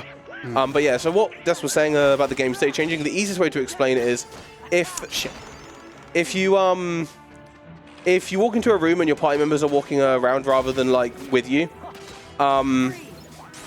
that counts as the game state changing, which happens an awful lot. So what we tend to do is we tend to actually be in drive forms or summons when we know we're going to get a free refill. Or, you know, they also refill when you leave a world as well. So if you're in like Valor form or a summon and you leave a world, it refills it for you anyway. So if you do run out and you can only get back up to say 3, you just summon Chicken Little, leave the world, go back in, and you get back up to max. So there are multiple ways to like cheese the drive gauge to make sure you always have it. But we basically abuse that as much as possible to make sure we always have access to that option. Because all the options the drive gauge gives us are insanely strong. Oh yeah, this is times for repeat. We're just going to hit him with some combos, try not to get hit by the explosion. Second phase, we're going to do Group Trinity because we didn't mention this on Hydra, but the individual segments of Trinity don't actually do damage. Only this part of Trinity does damage. So we use the preceding 3 bits to build up hits. You don't have to use all three. You could use one, then do it like we did there. You press square, then did the finisher. And then the final hit of it, the finisher, cashes out all the damage we did. I was just a little confused by what Pete did there. Yeah, he kind of went a little bit nuts there. I like Swift, which kind of ruined the flow of the fight. Yeah. No bowling? Trying to stun him there with a side dash. He doesn't move. Every time he does the ground pound, we want to jump over him. Unlucky. Oh, he buried me. I was a little bit too slow. What I wanted to do there is I wanted to catch him before he does that again, but what I should have done is I should have thrown a potion after he hit me, just to make sure that this kind of scenario doesn't end me. Yeah, I do appreciate the YOLO. Dude. Yeah, my man just does not want you to hit him. Oh my god, the fire. Firecrackers. Firecrackers. Donald died. So for Group Trinity, all party members need to be alive. Don't E for Donald. There is a solo Trinity, but if you have Donald and Goofy with you, you cannot use the solo Trinity ever.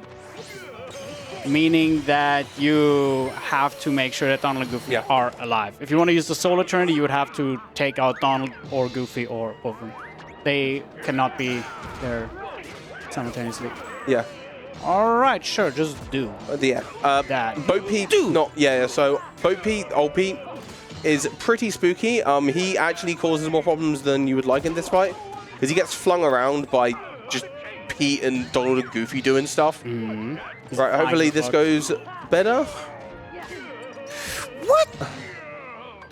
Okay, I don't even have my... He's stunned? Oh my word, this is going wild. What? I have not seen this, like, in ages. I forgot that he can be stunned by the stunned, oh my god. And he...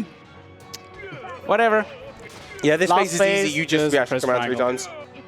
Or you don't get the reaction command and you bubble. Or you get the bubbled, and you just have to wait for these to stop bouncing, and then try not to get hit by I'm not even going to challenge this time. I'm just going to wait.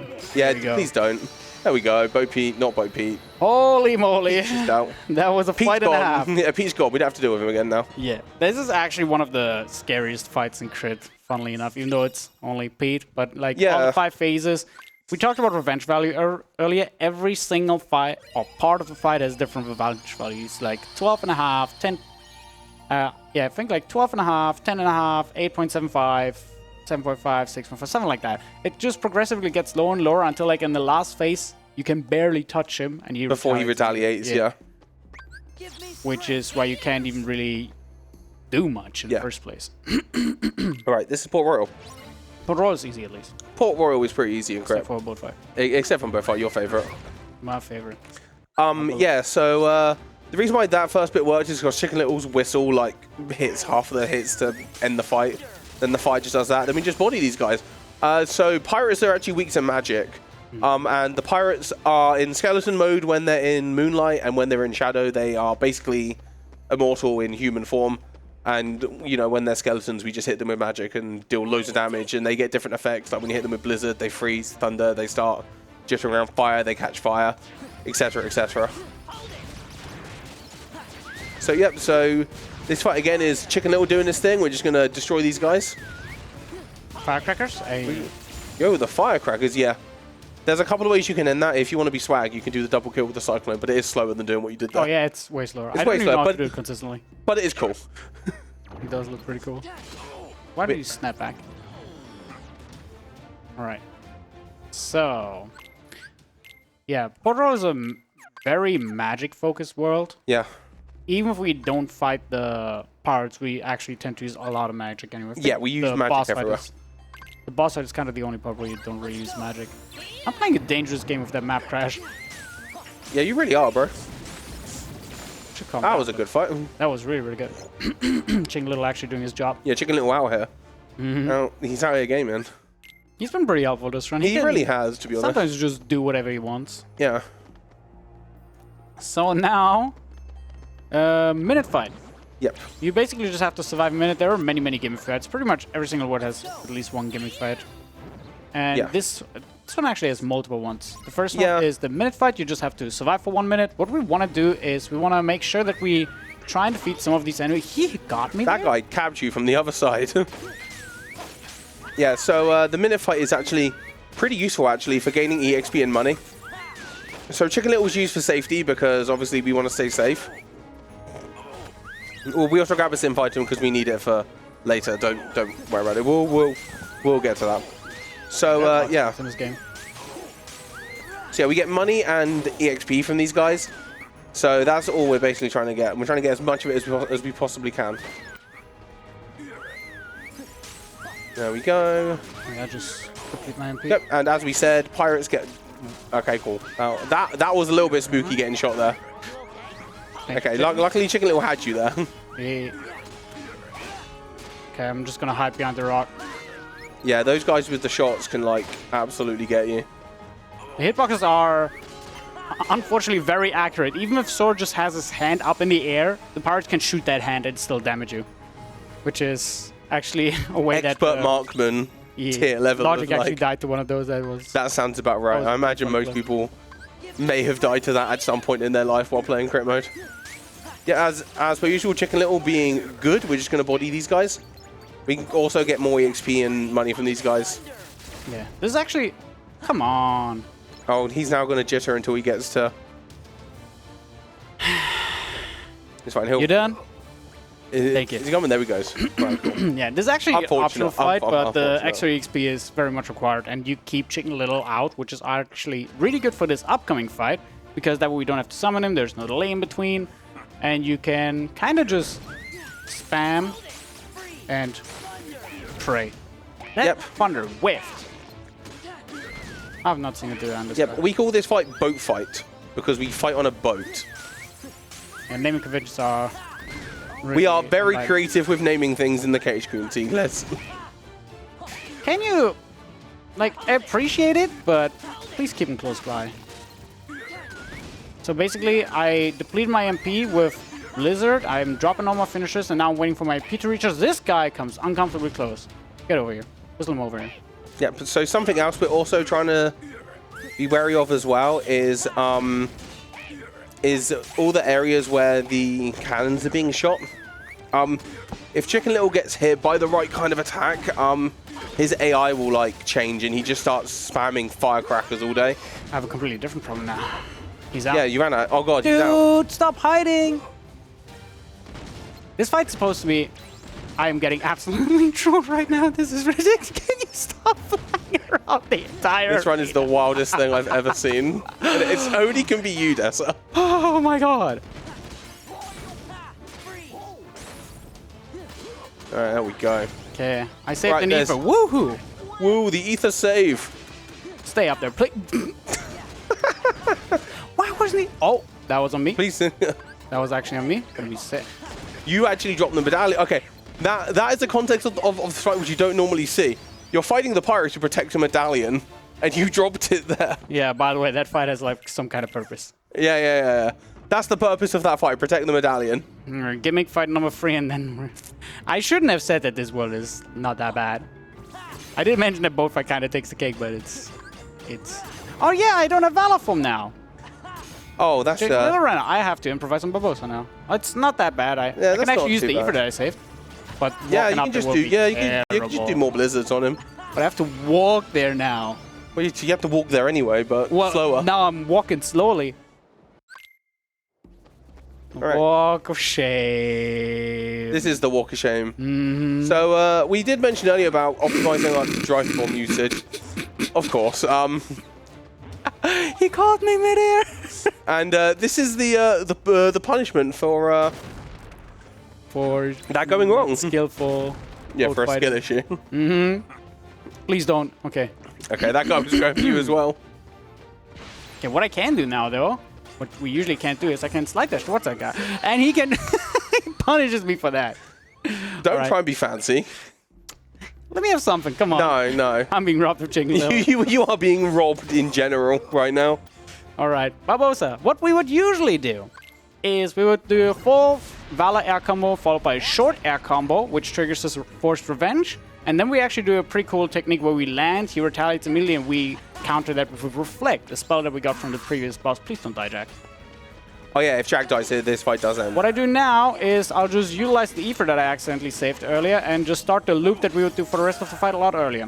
What we do is he's basically just a power like like all the other ones, meaning that he's affected by magic quite heavily. I don't think he takes extra damage from it, No, he just is affected by it. He gets frozen by Blizzard, which is very convenient. I don't even need the ether. Wow, the double ether save. Oh, please. Thank you. Okay, yeah, so you... With the double ether save, that was perfect then for usage. This is...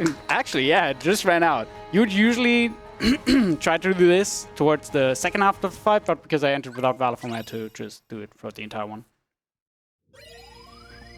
Alright. Now we're getting into an easier world. Please don't say that again. We've already discovered that, like... that was poor before. We can't do it again. Not favored by this game right now. So this is one of the last fights where we can do the alternative ending where we just die, which is very convenient. We also buy a lot of ethers here because you haven't seen much of it yet, but ethers are very, very, very, very useful in this run. I picked up a few here and there. Rowan mentioned how we just kind of steal them all from the party members. We're gonna burn through them later on because we're gonna have so many things that cost ethers, especially like limits and I forgot to take away fire, ability, arrow spiral, and then just rob them real quick. Yeah. Oh, I was gonna let you cook that. But yeah, no. So we use ethers for an awful lot in end game. Right, this is Wisdom Form. Wisdom Form levels up by killing Heartless, and it's a magic and like movement based form where we get like these like long dashing like forward movement things. That's quick run. The reason why we're killing enemies to get EXP is because when you get Wisdom Form to level 3, you get access to quick run as base Sora. It's kind of what we'll refer to as growth abilities in the community. And that's why, and we could basically use that to circumvent needing Valor Form for movement and such throughout the rest of the game. Wisdom Form movement, or like the quick run in general, is just really, really fast. And with the final mix releases, what they did is they made it way easier to level those drive forms up. It was a chore to level them up in the original. Valor Form is still a little bit of a chore in 2FM, but it's a lot easier for every single form. They reduced the requirements for all of them, some of them drastically. And they also added like 1 or 2 spots, whether intentionally or not, where you can level them up a bit more conveniently. Except for, well, even Master Form, kind of. Yep. They robbed us of LOD, but... Yeah, something we should also mention as well was we got a new drive form at the end of Disney Castle after Timeless River. Whenever we use drive forms, there's like a meter in the background of the game called anti-points, which build up. And then when you go into drive forms in a fight, there's a chance you can trigger anti if you've used forms way too many times. Whenever you get a new drive form, regardless of wherever you are or how many, I say wherever you are, you get them throughout the different story points, but no matter what your anti-point value is, it gets reset back to 0 whenever you unlock a new drive form. So we use that a lot to basically get maximum use of our drive forms, and there's a few instances where we can't get anti-forms, such as when we're not in combat or when Sora's by himself or whatever. Yeah, so we do try and make sure that we optimize that to make sure that we don't get anti-form, because that is a very, very unlucky, well, very useless thing for us to go into, and it will likely cause deaths. Oh yeah, this is a big dude. The first few usages are generally, you can just kind of spam anti-form, but by the time you use anti-form, any drive form 4 times, the 5th one starts having a percentage to have you go into anti-form, and several conditions actually amplify that. Yeah, yeah. What? Why did you? Why you? What? Retaliate. Thank you. I'm just gonna use one of the ethers from earlier. Didn't save him for nothing. Yep. Yeah, yo, you didn't save it. You were preparing. You knew. Yo, is it time for the Trinity? It's time for the Trinity.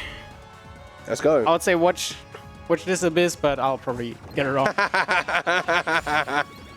Oh, I didn't get the Trinity. I got the iframes, but not the reflect in itself. Disappointed. Absolutely disappointed. Yeah, sure. No, reset. Let's go. Nice quick run there. Nice quick run. That it didn't unlock yet. All right. So now the fight that gets us Wisdom Form all the way up to level 3. The Treasure Room fight. It has 50 Heartless. 47 of them very easily beat. and we take care of that in Wisdom form mostly, because Reflect is absolutely great. We got that from beating Pete actually earlier, so although struggle was worth for something. And Reflect is basically a spell that puts a shield around you. It's important to know that during that shield, you yourself have iframes as well, so even if the things kind of go through your shield, Yeah, you can kind of survive. you still don't take damage. Even though the enemy is, like, for example, already inside of it. And Reflect just deals a massive amount of damage once it's triggered. So we're going to try and utilize that as much as possible. As well as here, we're utilizing Reflect in a way that it kills one enemy and spawns these next guys. Then we use another Reflect because we know they're going to attack immediately, followed by a Trinity, and that ends the fight. Finally, a clean fight. That was a clean fight. That's exactly how that fight's supposed to go. Okay, then a little menu. We're actually going to go and get our... Your scan off? Get Cure back in, we get Tornado, we got a preset Valor form, not Wisdom form, and Comet. Yep. And now we have Twin Lords. This is where we first start using more like of our tool set. We're gonna use Reflect, Comet, Valor form, all that kind of good stuff. We're gonna start with Reflect into Comet, which is basically just a limit. During limits, you're invincible. And unlike during the Mulan limit, during Donald's limit, you're always able to act freely, which means that Donald is busy dealing massive damage, and you're busy just keeping the enemies at bay. Can I? What? He parried me like 3 times. Fuck. The Parry Lord himself. Absolute Parry Lord. Can I please not die? Oh, Donald had you there, apparently. Yeah, so, for a second I was scared. Okay. So Valor Bomb is very useful for just taking out these guys with its Little big, goon. wide range finishers. And then once they've broken apart a couple of times, they stop breaking apart, then you can just kind of get rid of them after that. Correct. They have like 4 phases. Yep. And now we just... That guy flew behind you there. Okay, there we go. Donald died okay. right at the end. Yeah. It's really weird. I heard him go and I was like, if oh. the party members are dead and they get an HP increase at the end of a fight from a get bonus, Yeah, they just come back. they kind of come back, Yeah. but they also die simultaneously, so you just hear them die again. Which is sometimes pretty funny, especially when it's Donald. He's just 07 Donald. Also, Twilight Town is back. Theoretically, I could just go and do Twilight Town now, but We wouldn't. no, I don't want to do No, with no. recommended level 39 or whatever that is. No. No, absolutely not. Absolutely not. All right, so we're going to go to Halloween Town. Halloween Town is kind of like a 2-part kind of world. We have the Halloween Town side and the Christmas Town side. But kind of the first thing we need to do is we need to go into this first fight and die. Correct. Because this first fight genuinely takes a very long time. I think there are like 5 waves of enemies, and they all take a little bit because you don't have like... Yeah, you start having really good tools, but it's not like still that crowd control-y like the magnet later on. Yeah, you have Genie though, which you have Genie, which is okay, but yeah, that fight takes absolutely forever. Even on like beginner mode in like every version of this game, you die to that fight because it just takes so long. we now utilize Quick Run a lot more, so now movement is a lot nicer. You don't have to just walk everywhere. Yep. Now we're in Christmas Town. Yep. Now it's gonna be one of the hardest strats to get used to when you start learning the game. You want to explain it? Yeah, this is Candy Cane Lane. So Candy Cane Lane is you want to wait for a split second, slide dash into Reflect a couple of times, trying to make sure you keep this box with you, and you then do Dance Call. And Dance Call is Jack's limit, which pulls enemies in towards you. It has like a magnet effect, much like Chicken Little. And then during this, you alternate between the reaction command and the regular attack to do maximum amounts of damage. That was a pretty good Candy Cane Lane. I didn't even get like a super small optimization where if you end the limit right when the fight ends, it skips the slowdown of the fight and you immediately just like fade out, which is solid. Yeah. I actually never got that before, so that's pretty nice. Yeah. Just randomly tried. I was like, why not? Your damage was godlike, so yeah. Yeah, that fight went forward. that fight was great. So you may as well have gone for it because at worst you have to do an aerial spiral on it, and that's Correct. it. Was not that risky at all. And now a fight where I do not understand why they slapped so much health on it. It makes sense because this fight this isn't fight's that beefy. hard, but for some reason, like all the enemies have like 2 bars, 3 bars, maybe 3.5.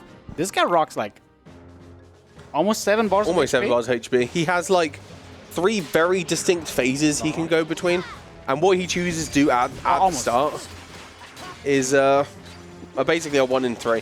And depending on what he does, changes what you need to do in reaction to him. So this first bit, we're just going to do a bunch of combos to him, then go into Dance Call. Once we've dance called, we're then just going to do some more combos on him while he's changing phases and also go into a drive form. What were you going to say?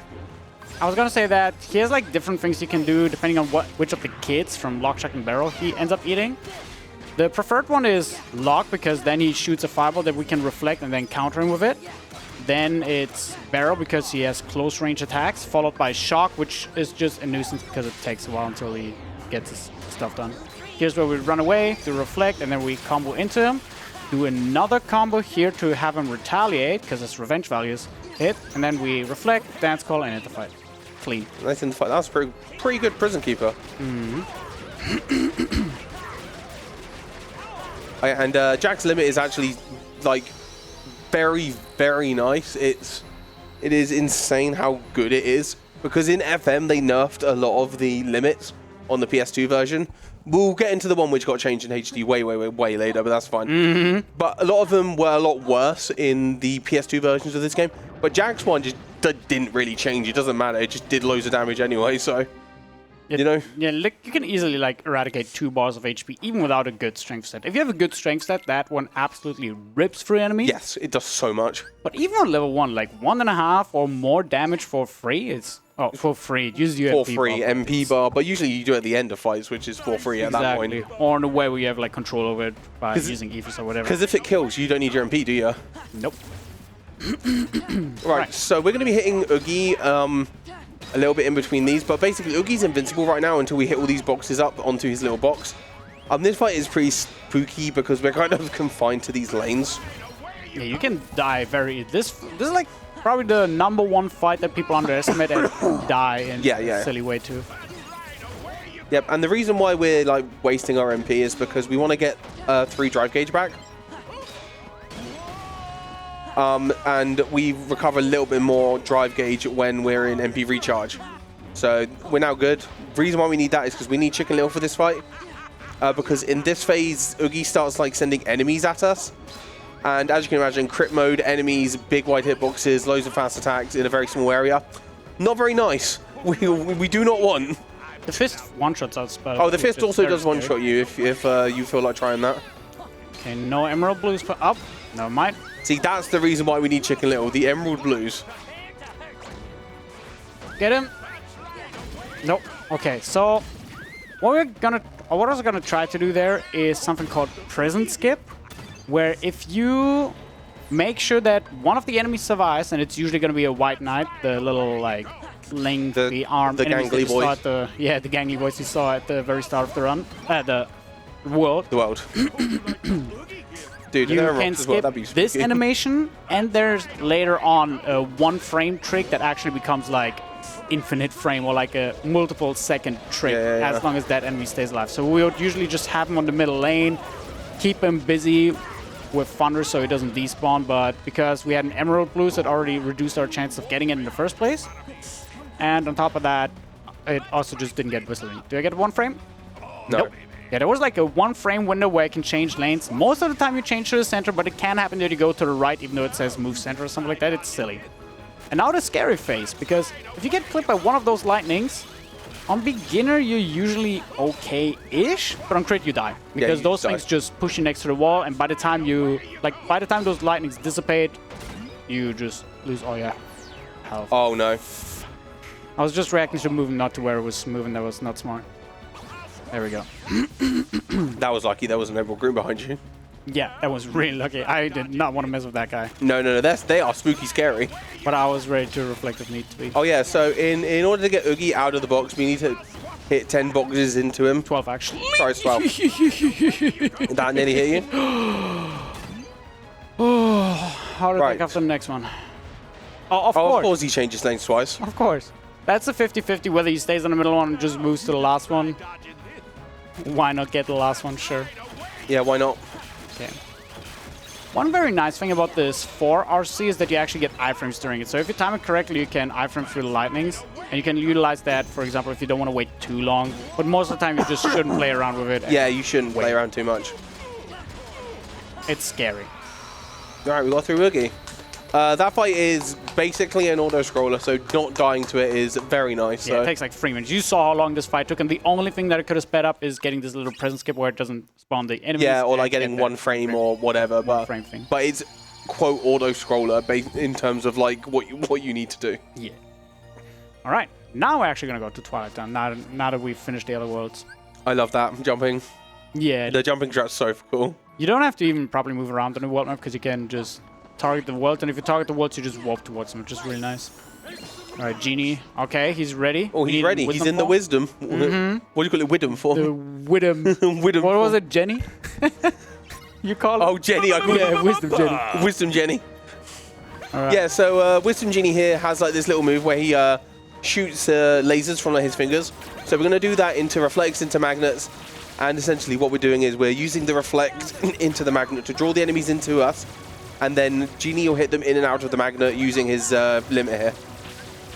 Once we're done with that, we're going to throw an ether, go into a corner, and these guys are going to jump at us. We're going to jump to the side, magnet, and then Trinity, and that should... Nah, it was a little bit too late. Just a little bit too late, yeah. That would have been really cool. Yeah, but you can just do the finisher if that doesn't work out fully. So, we weren't lying when we said that Trinity doesn't even do any damage by itself, but we have Magnet now. And Magnet does damage whenever it pulls enemies in. What we can do with Trinity, both with the major drive where we shoot orbs and the little spell thing, we can kick enemies out of the magnet. And because Magnet's still there, it'll pull them back in. So what'll happen is they'll rapidly get pushed out and dragged back in. It'll deal massive damage to the point that those berserkers right now, they could have actually died to the Ultima if the positioning would have been proper. But I magneted a little bit too late, so a little bit too low, therefore it only dealt some of the damage. Also, something else it does as well when you do that is it adds more hits to the finisher because it just does so much more. It does so much for you. Bonus. Yeah. All right. We've been kind of monologuing for 1.5 hours. If there's like anything that, like any donations or messages, then now would be a really good time because now it's just a bunch of movement. Yeah, that would be super sweet. Thanks so much, Desa. We've got 20... It's actually Mitaka now. Yeah, it's actually me. Yeah, I got lost in the way, sorry. So we've got $20 from Steven, who says, accidentally donated less than I meant to last night. Here's the remainder of my donation, plus a little interest. Thank you so much for that. That is going to our newly open target of Outland No Health Upgrades. So we've got a new target, we've got a new reward. I've got 3 more to open tonight that we can make for tomorrow's runs, including our wonderful Garfield finale. So we've got $200 is what the total that we need to make for that Outland incentive. We've also got $50 from Abyss, who said, just wanted to give a huge thanks to Desa and Rebel for teaching me beginner any % throughout the whole week while roasting my bad gameplay. You guys are amazing. Praying for Stitch to do his job at screens, and that is claiming one of our wonderful Goosebird shirts, and again, going to that target of Outland No Health Upgrades. So like I said, we've got those targets. Also, if anyone's keeping a track on the Stream 2 side of things, we set a conservative goal of $10,000 for the entire event. For Stream 2 alone, we're currently at $8,750.96 dollars of that. I think it would be swell if we could just get a real quick $1,300 by the end of this run. You know, a really nice finish to the Friday, and then we can just pack up Saturday early. I think that'll be lovely. All right. That was actually a perfect time because we're about to... What? Oh, nice one. What did you say? I didn't say anything. Oh, sorry. Did you think I was to speak? What? What are you doing? I didn't... Did I accidentally like go to say something? Because I wasn't paying attention. I thought I heard you say something. Whatever. Oh yeah, right. Oh yeah. Sorry. That's limit form, slide dash, and then you do the RC. All right. All right. You were so confused when you looked at me. Yeah, because I thought you said something, but it was like not for the mic, so I like whatever. Space Paranoids. We did a bunch of movement. Now we do a bunch of mini games because this world actually starts with a bunch of mini games. A load of mini games. And yeah, this one we have to find the right block and then hit it. Luckily, we know that the blocks move around 2.2 like rounds around. And then you kind of just follow where you think it is, yeah. And instead of hitting it, we just approach it and boom, use Wisdom Form to pop it. Because that kind of counts as not a finisher, but a strong enough hit. Like I talked at the very beginning of the round of like different damage types, the ones that hit, the ones that pierce, and the ones that pierce and actually deal damage. It's Drive Explosion is like always feels like the stunning effect. Exactly. Where they fly up in the air and go, and then like calm down. Sorry. Which means it's strong enough to actually unveil. It's strong enough to unveil the box. And now we're gonna get a blue little alien blue buddy. Stitch. I hope he's a good little friend. That'll be decided by the end of the run. Oh yeah, if he's nice in screens, that's it. He's our friend for the rest of it. Correct, because Stitch is a very much RNG-based summon. He can do some very nice things depending on what state you're in, whether you're in critical health or not. He can like not drag enemies in, but he can. No, he can stun them. Attacks. He can stun them if you're in low health. And the most important part is that he can also provide you with MP. Meaning that if you're... Oh my god, this is horrible. I was about to say, if I see the second turn now, like... and what was I gonna say? Stitch can also restore MP, and we're gonna rely on that restore mechanic. Unfortunately, it's 100% It's 100% RNG, random. so you have to just pray that he doesn't. Also, I love just pushing Soren to the wall because it looks like he just gets a little concussion. Yeah, so there. hugging the wall is faster. It's even though like in a bus or car when you just hug the side of it, and I should have killed that guy. Okay, this works. This kind of works. Does it work? works. Kind of works. Does Yeah, it work? it Does does. it work? Boom. It does work. Okay, cool. Because we clank on those guys, we basically get zipped into the wall, as I obviously just demonstrated earlier. You just clank into the wall, but if you do it next to a turn, because there's no wall, you just get flung all the way over there. We can use like 2 to actually like 4 times, but the first 2 times are pretty much consistent. The first one I did there, and the next one upcoming here. The other ones are not consistent because the green ones will always put up the barrier, the blue ones will always attack you, while the yellow ones always charge you. However, the white ones can always change what they do. If you want to go for a gamble, you can just have them pray for them to actually shield, but Missed a turn. I should have attacked him. I got stunned. And yeah, you can kind of basically just pray that they pull up the shield. It's a 1 in 3 1 in 3 chance, yeah. 1 in 3 chance. I don't know what the specific percentage is for each of the attacks, but it's a 1 in 3 is the best we can say for it. That was really not a good dev. I think that's like one of the longest. That's one of the longest deaths. Like, Light Cycle is surprisingly, like... Good thing this is the quite last dangerous. run of the day. I'm not holding anyone up. This is much better. There we go. Oh, that's easy. I just wanted to before the demonstrate turn. that, obviously. I just want to show you what a bad light cycle and a good light cycle looks like. I'm not even going to clank it to the wall. Watch this. Please don't say watch this. It has failed me many, many times throughout this run. I'm like challenging it at this point. Yep. Okay, that guy ran to the wall, so now this guy's not there, and I'll be able to just hit Sora's head into the wall, chill a little bit. There's going to be a blue guy that I can reflect, because just like my attacks can be reflected, the regular attacks from the bots can also be reflected. So I'll just fling him away. And boom. There we go. Right, now, oh yeah, go left here, don't go right. Yeah, the right Always, path is way long. the right path is so long. But it has more enemies if you're going for the journal requirement of killing a lot of enemies. Though, if Yeah, you're yeah. playing Final Mix, it doesn't really matter. In Original, there were a few less enemies around, so it was harder to actually meet the requirement. That was actually There we go. perfect one. I'm not even gonna... No, miss don't these even guys. try, dude. Just get rid of him. I'm gonna get rid of this next guy that ended me earlier as well. Oh. I am so happy that I didn't get it yet. Please. What am I doing? This is sketchy. Just get away. Run to the wall. Thank you very much. All right. Are we through Light Cycle? Go there. These guys also shoot at you as well. Yeah, these guys can theoretically do some stuff as well, but you just guard and you're good. You There can we also go. The swag do at the end. dance around on your bike a little bit. Throw the Keyblade. All right. So Tron actually has an Ether as well, so we're going to take that. I actually forgot to count that one earlier. When I Oh, did you? asked you on the Ether count. Yeah. I also forgot about. Well, to be fair, I also forgot about it. So So We were yeah, both that's at fault like there. one of the Ethers, I guess. shout out to us actually knowing where the ethers are, right? Imagine knowing your speed game. Dude, imagine. Okay, so Stitch usually saves us, but there are a few attacks that he cannot block, like this one, for example. And an ability that, I remembered this time, I didn't equip it yet. Experience Boost. If you have Experience Boost equipped, whenever you're in... the text says critical health, and in original KH2 it was critical health, but in FM, if you're below 50% health, I think like 50% and lower, Yeah, it's 50% you and actually lower. get double EXP. It's additive, meaning that you have another instead of it. Instead of it, it's just plus 100% and not like double on that one. Yeah, yeah. And we basically get a lot of XP. Now, this is the grinding spot for both rando and regular playthroughs because the enemies just spawn indefinitely. You're on a timer, but you can get a load of And here. like Stitch here just goes nuts, giving you MP back every now and then whenever he feels like it. Yeah, whenever it feels like it is like the big part of it. And you can also play the ukulele because they're in critical health. And similar to Trinity earlier, if Stitch plays the ukulele and the Magnus is up, they get pulled in and out constantly, taking massive Mad damage. Stitch is actually doing pretty well Yeah, right now. so we mentioned before about how crit lacks in EXP. This is where it makes it up. Yep. You make up all your EXP here. Because in the end, you're pretty much the same level as beginner. Yeah.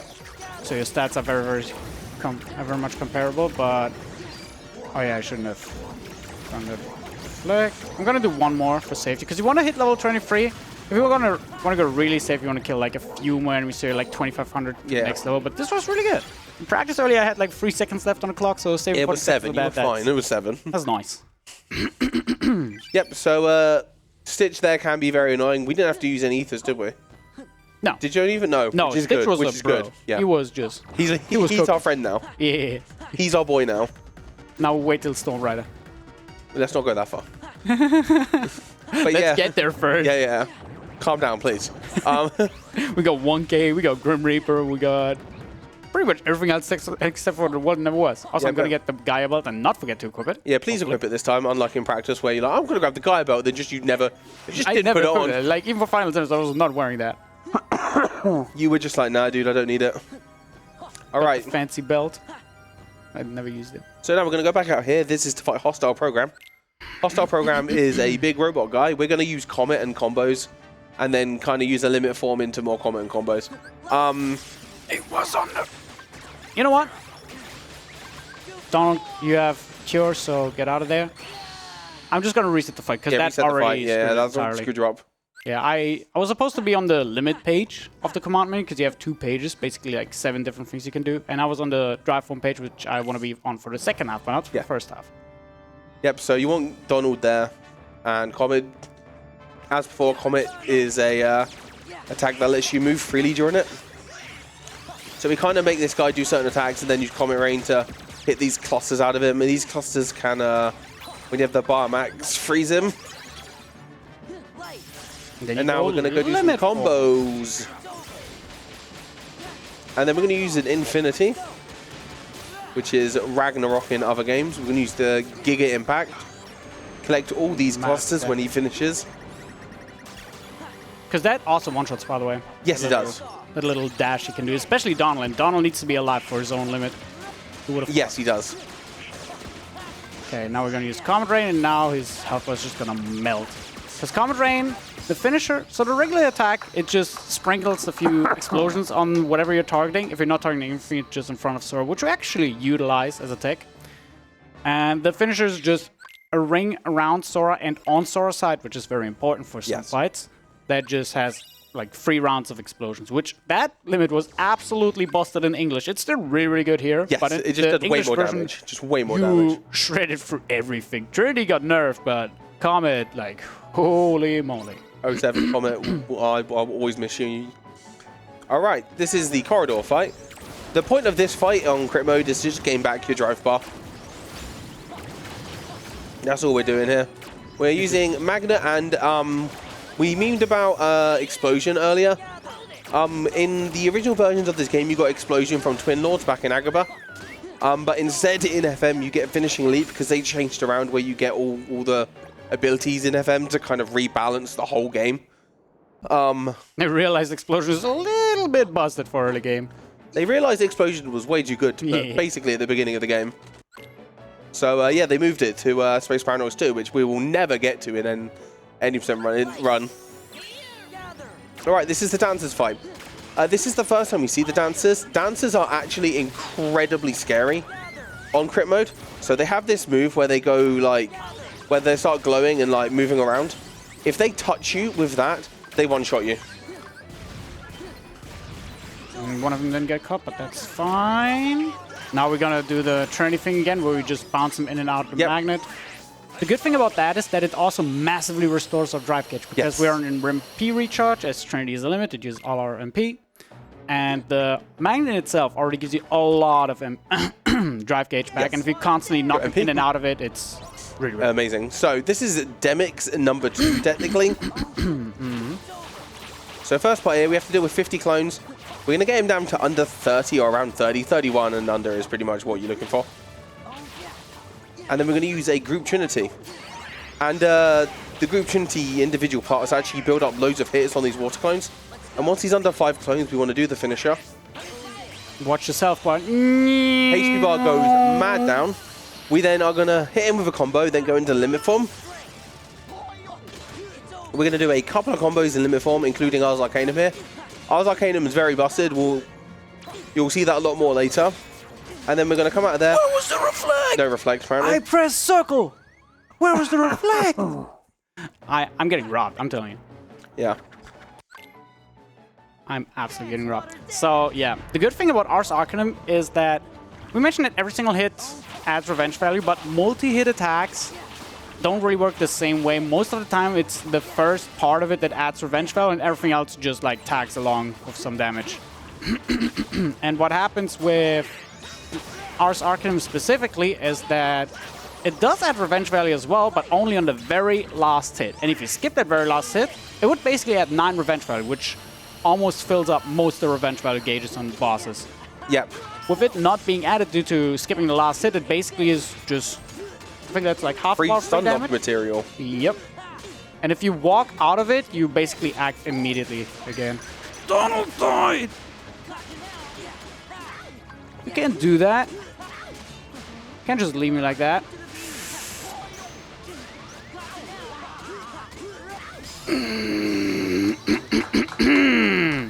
I've not had Donald died there yet, so that was a first for me to have to handle it like that. Yeah, everything in this run is against you today. Yep. Absolutely. All right, time for Final Fantasy fights. Time to equip the Gaia belt. Time to equip that Gaia belt. I died and didn't pick I died and didn't pick it back up. Time for no Gaia belt. Let's no Gaia go. belt for us, boys. It only makes like mostly like 1k the next I'm fight a little bit easier, as well as some miscellaneous things later on, like the final boss. Yeah. But who cares about It's that? fine. We'll survive. What can this game do to us that it hasn't already? All right, Final Fantasy fights. There are 5 fights in a row here. Sorry, 4. Sorry, I can't count either, so don't. Oh, I know. Do not worry, I'm useless. Yeah, it's 4 fights in a row. With different Final Fantasy characters helping you out, which is why we know this as Final Fantasy fights. We were very creative. We are, again, we are the most creative community at naming things. Big guy. Yeah, we want to take out the Morningstar here because these guys are scary. Oh, and we should also mention the unique way that limit form levels up is via completing its limits. So Completing being the very big completing condition. being the massive term. So we need to do the big finishes at the end of them to get any EXP for them. And we need to get it to level 2 in order for the fights we use it for in endgame. Alright, this reaction command here is called Rising Sun. We get that from the They're all Knights. Tifa just defeated the last one of them. Yeah, they're all dead, so now we have to rely on Tifa to do some stuff. Tifa, don't go for this one. That's... Where's man going? He's trying to kill it. Yeah, that Shadow. man is like trying to go after, yeah. Please tell me that's the last. Oh, you got the one from him. Oh, the whack-a-mole. Okay. Yeah. Yeah, Tifa so- can be the best and the worst simultaneously. Yeah. She can shred, but she can Tifa's really good at the Morningstars, but bad at taking out like most other things. All right, so these are the security robots. We want to do their RC Sparkle Ray. You can force them into being in the animation to do it by Nice. He had a you know, nice. By going into Thunder and then doing it. This hits them out of whatever they're doing and lets them do that. Right, we're going into limit form here just to finish a limit and also to be safe. And Cloud here goes nuts for us and kills everything. Cloud is ridiculously After good. like 25 seconds or something, he just goes berserk and finishes everything. Yeah, he just goes, nah, we're done, and just kills everything for you. All right, Jackpot goes on Goofy because, you know, it's nice. Once more goes on Sora. Once more does go on Sora. I kind of wanted Thank you for 1K. remembering that. That would have been amazingly bad if you forgot that. And now for almost everyone that isn't like, I guess, really, really good at the game, the hardest fight in the run. Yep, this is 1K. So there is technically 1,000 Heartless we need to beat in this. They're not all spawned at once. So that's why when he uses these big Sparkle Rays that take out a lot of them, he's moving the camera to try and get them to spawn. Whenever they could do that really slow attack where they don't do the RC quick enough, he's going to use a Thunder. We have a very affectionate name, or we did back in the day, for security robots that gave us continuous RCs in a row. We called them Steve, lovingly. And if they decide to be slow, we call them Kyle, because apparently we didn't like Kyle back then. But Poor Kyle. Poor Kyle. But as I said, you can use a Thunder on them to use the RC, to get them to go in the RC again. So you can use a Thunder to turn a Kyle back into a Steve for you. This is going pretty okayly right now, actually. Very important part about this fight is that you want to control your camera very meticulously. Because if you spin too much, you will spawn enemies either out of your sight or in front of you. And those Armored Knights do not mess around. They will attack you. And they don't one-shot you with all their moves, but there is one move that they can one-shot you, and it's you don't want to deal with that. So you want to control the camera in a way that you basically take care of everything that you know is somewhere around you, and don't spawn anything new. Because if you just wildly spin the camera around or like crazy spam triangle, then you are likely in for a world of hurt. Towards the end of it, you do want to be a little bit more deliberate with your camera, because there are not that many guys left anymore, and spinning the camera just spawns more. Do you think? Okay, cool. Oh, that was a bit spooky there. A little bit, I got it. Did you see me die this round yet? I didn't. I closed my eyes, that's why I died. Yeah. Right, cool, that's 1K. At least we got through that one. Yeah. At least we got through that one. Another big time sink. Another big time sink on there. Right, so the end of that Hollow Bastion 3 was started off a bit ropey, then got real good by actually getting through some 1K. Now, once we're done with 1K, we actually enter what are called, we call them second visits. The good visits. The good visits.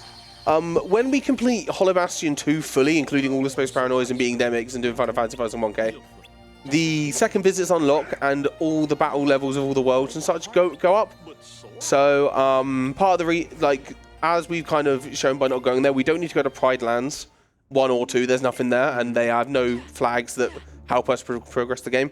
We don't need to do 100 Acre Wood apart from the first cutscene to get where we get Chicken Little. We don't have to go back there. We don't have to go to Atlantica in any capacity, and we don't have to go to Olympus Coliseum 2. So we get to not do a lot of things, and we can just kind of from here go through all the second visits, which are actually fairly quick and fun, and kind of blast through everything now that we have loads of options for it. It's a whole different world now. So our XP is a lot more stifled on Crit. We already made up some of it, but Crit just generally gets less XP. And there's one enemy in the game called the Bulky Vendor, which gives you massive XP. We used to just bank on getting 2 of them, and cry if we didn't. But old school runner Ahirun, who basically pioneered the, I guess the optimal play style for a lot of things. RNG manip revenge. Oh, he did revenge value, RNG manip. He did strats. He did runs. This man revolutionized the game. Without him, the game wouldn't be where it is right now. Yeah, we wouldn't know anything about this game without him, basically. We would understand nothing about how a lot of this game works, or it would have taken us way longer to discover. Yeah. The amount that he found back in the day. A lot of stuff we know about this game literally comes from videos he made back on 2J and 2FM or whatever. And even KH1. And even KH1 stuff he found as well. Sephiroth AI, completely laid out. And yeah, he also found something that an RNG manip. I almost said something we call RNG manip. Well, you guys know what RNG manip is. He found an RNG manip for those bulky vendors where we don't have to rely on luck anymore. But if we don't see the bulky vendor in that west wing, we want to make sure that we see the room 3 times before we continue. If we do see a bulky vendor, we want to make sure to see the room 4 times. And that's it. If you do that, the bulky vendor will spawn in every world apart from this one, apart from Beast Castle, that it can spawn in, which is massive. We're only going to grab him in 2 worlds, which will And actually in one world, which will grab us a lot of EXP, but And then if yeah, we need just it, we'll grab the other one. yeah, but usually you don't. Usually you don't. If you usually did find on. monitors properly. Grim Reaper 1. Right, so much like the Pirates, Grim Reaper is affected by magic in the same way that he is. Which is lucky, because this guy's kind of annoying when he gets to attack. So we're going to freeze him a bunch, and then we're going to use Comet on him. And something we're going to make sure we do, when we stun him with these blizzards, before we use the Comet, we're going to make sure we untarget him. And then retarget him before we do the Comet Rain. Because if if he gets hit by the first part, he could get away from us. Or he'll teleport or whatever, because we hit his like revenge value flinch count thing, which is his like specific, well, I say his specific, but it's the main retaliation thing that he goes by. And then once you've done that, you go Master Form and just completely blast his last HP bar. Yeah, Master Form is the Master Form is the swag form. It's absolutely great. I wish it would be used a lot more. Cage 2 used to be like based around that. Dude, it did. Unfortunately, that round has been obsoleted by now. Well, Right. I'm saying by now like it happened recently. It's been years. Like even before I started speedrunning. And I've been at it for like 7 years at this point. Even I'm like kind of an older guy in the Cage community at this point. Yeah. All right. Right, gamblers. We love gamblers. So gamblers, what we did in Port Royal is the pirates and Luxord and stuff have stolen a bunch of medallions. We need to go get them back. So we're going to run around different parts of Port Royal grabbing medallions. Each of these gamblers have like a stipulation to kill them. They either have a time limit or you got to find them in the dark or something like that. We just go kill them. We need 4 of them. And then once we've got 4 of them, we can go fight the final boss of this world. Yeah, the first one we just got. The other guys we're going to get with Jenny. Jenny, our boy. Vala Jenny. Vala Jenny. And we basically just want to approach them, do Magnet into Finisher into Sonic Rave, which is just Genie turning into a big slapping stick, and we just slap the enemies. Which this limit used to be absolutely busted in the old KH2 version because it just had a 10 times damage multiplier on it. In this game, it's like no multiplier at all. There's no multiplier, but the iframes it gives you are really nice. It doesn't give you iframes, usually? No, it does. I was about to say. It does, of course it does. But the fact it gives you iframes in general is really nice. It used to be on Demix, we used to use Vala Genie on him because we would iframe through his retaliations, force his revenge value, and then we'd go through his retaliations again. Right. Where's the medallion? We also want to make sure that we end this with Genie out because, again, it resets the game state. We got our drive gauge back, and this next guy, we really want our drive gauge for him because this is one of the fights. If you don't do it right, it goes absolutely horrible, especially phase 3. Yeah, this is one of the fights of all time, to be honest. 100%. A lot of people don't like it. Yeah, this fight is really annoying. So when this thing has medallions, he's basically immortal. So what we need to do instead is we need to freeze him with magic, use thunder on him. Yeah, dodge that. Oh, he had that one. And also, here's Peter Pan. Peter Pan's actually very good in this game as well. So Peter Pan attacks when you attack, and his little dagger has a really high stun value. So you can just use him to get through loads of different things. Tinkerbell's also very useful. She like passively heals you, and when you die, she revives you. And every attack you do with Peter Pan out also drops MP orbs. So that's also very nice as well. When you do this RC, you can thunder this guy twice from the ground, and then all the medallions fall out of him. You then just go around, make sure you collect everything, and throw everything in. Wow, Goofy saved you there. And now we're going to use Comet. So Comet, you can do the same thing as Peter Pan, but instead it's just Comet. We're just going to do that, and then wait for him to go to his 3rd HP bar he just value. 60 FPS me over to his new location. Nice. Yeah, my man's just kind of going. And then once we've done that, he'll do his desperation move in the middle. Donald and Goofy are actually miles away from him, which is nice. We don't want to watch his desperation move because then Donald and Goofy get too close and they die. Yep, and now once we've done that, we're going to go into Master Form. So, Pog Master Form. This is the important part. Yeah, so something which we didn't mention on Grim Reaper 1. Master Form, one of Master Form's abilities is called Infinite Magic. And a lot of the magic attacks in Master Form are really, really long. So, Master Form is meant to be like this, like you're a master of all your abilities kind of thing. So that's why all this is like kind of how it is. And you just use that, a bunch of thunders, and then you finish him off from there. He's 60 FPS, you a little bit there. And now we're going to just make sure we stun him. There we go. That was actually a pretty good fight. That was decent, yeah. The last part specifically, it's very important that we keep Master Form up because he has all the medallions, and usually, like the highest amount of medallions you can get with base Sora is 150 with fire, but then he runs around like a maniac and just actually like recollect some of the medallions. He bodies you because he becomes an active hitbox. It's ridiculous to deal with. So you just want to use Master Form, keep him stunned in place of Thunder because there are multiple Thunders coming out. Yep. All right. Oh yeah, something else we did as well. Did we even mention the fact we went to Beast Castle and left it early? No. I just kind of did it. Kind of did it without thinking about it. Elaborate. Yeah, we like explained the bulky vendors, but not why we did that. So basically, we could have gone and finished Beast Castle then, but there's no point. We need some more damage and more level ups and more of everything basically before we can do the final boss of that world, which is Zaldin fast. So we go grab Rumbling Rose, which is just a better Keyblade than the one we had, and then we just go deal with the other worlds first that we need to do. Oh yeah, this is the kids fighting. Just a few Magnet Trinity strats we're gonna use, so while this is happening, I guess to not have a 1.5 hour break again, we can have a few words.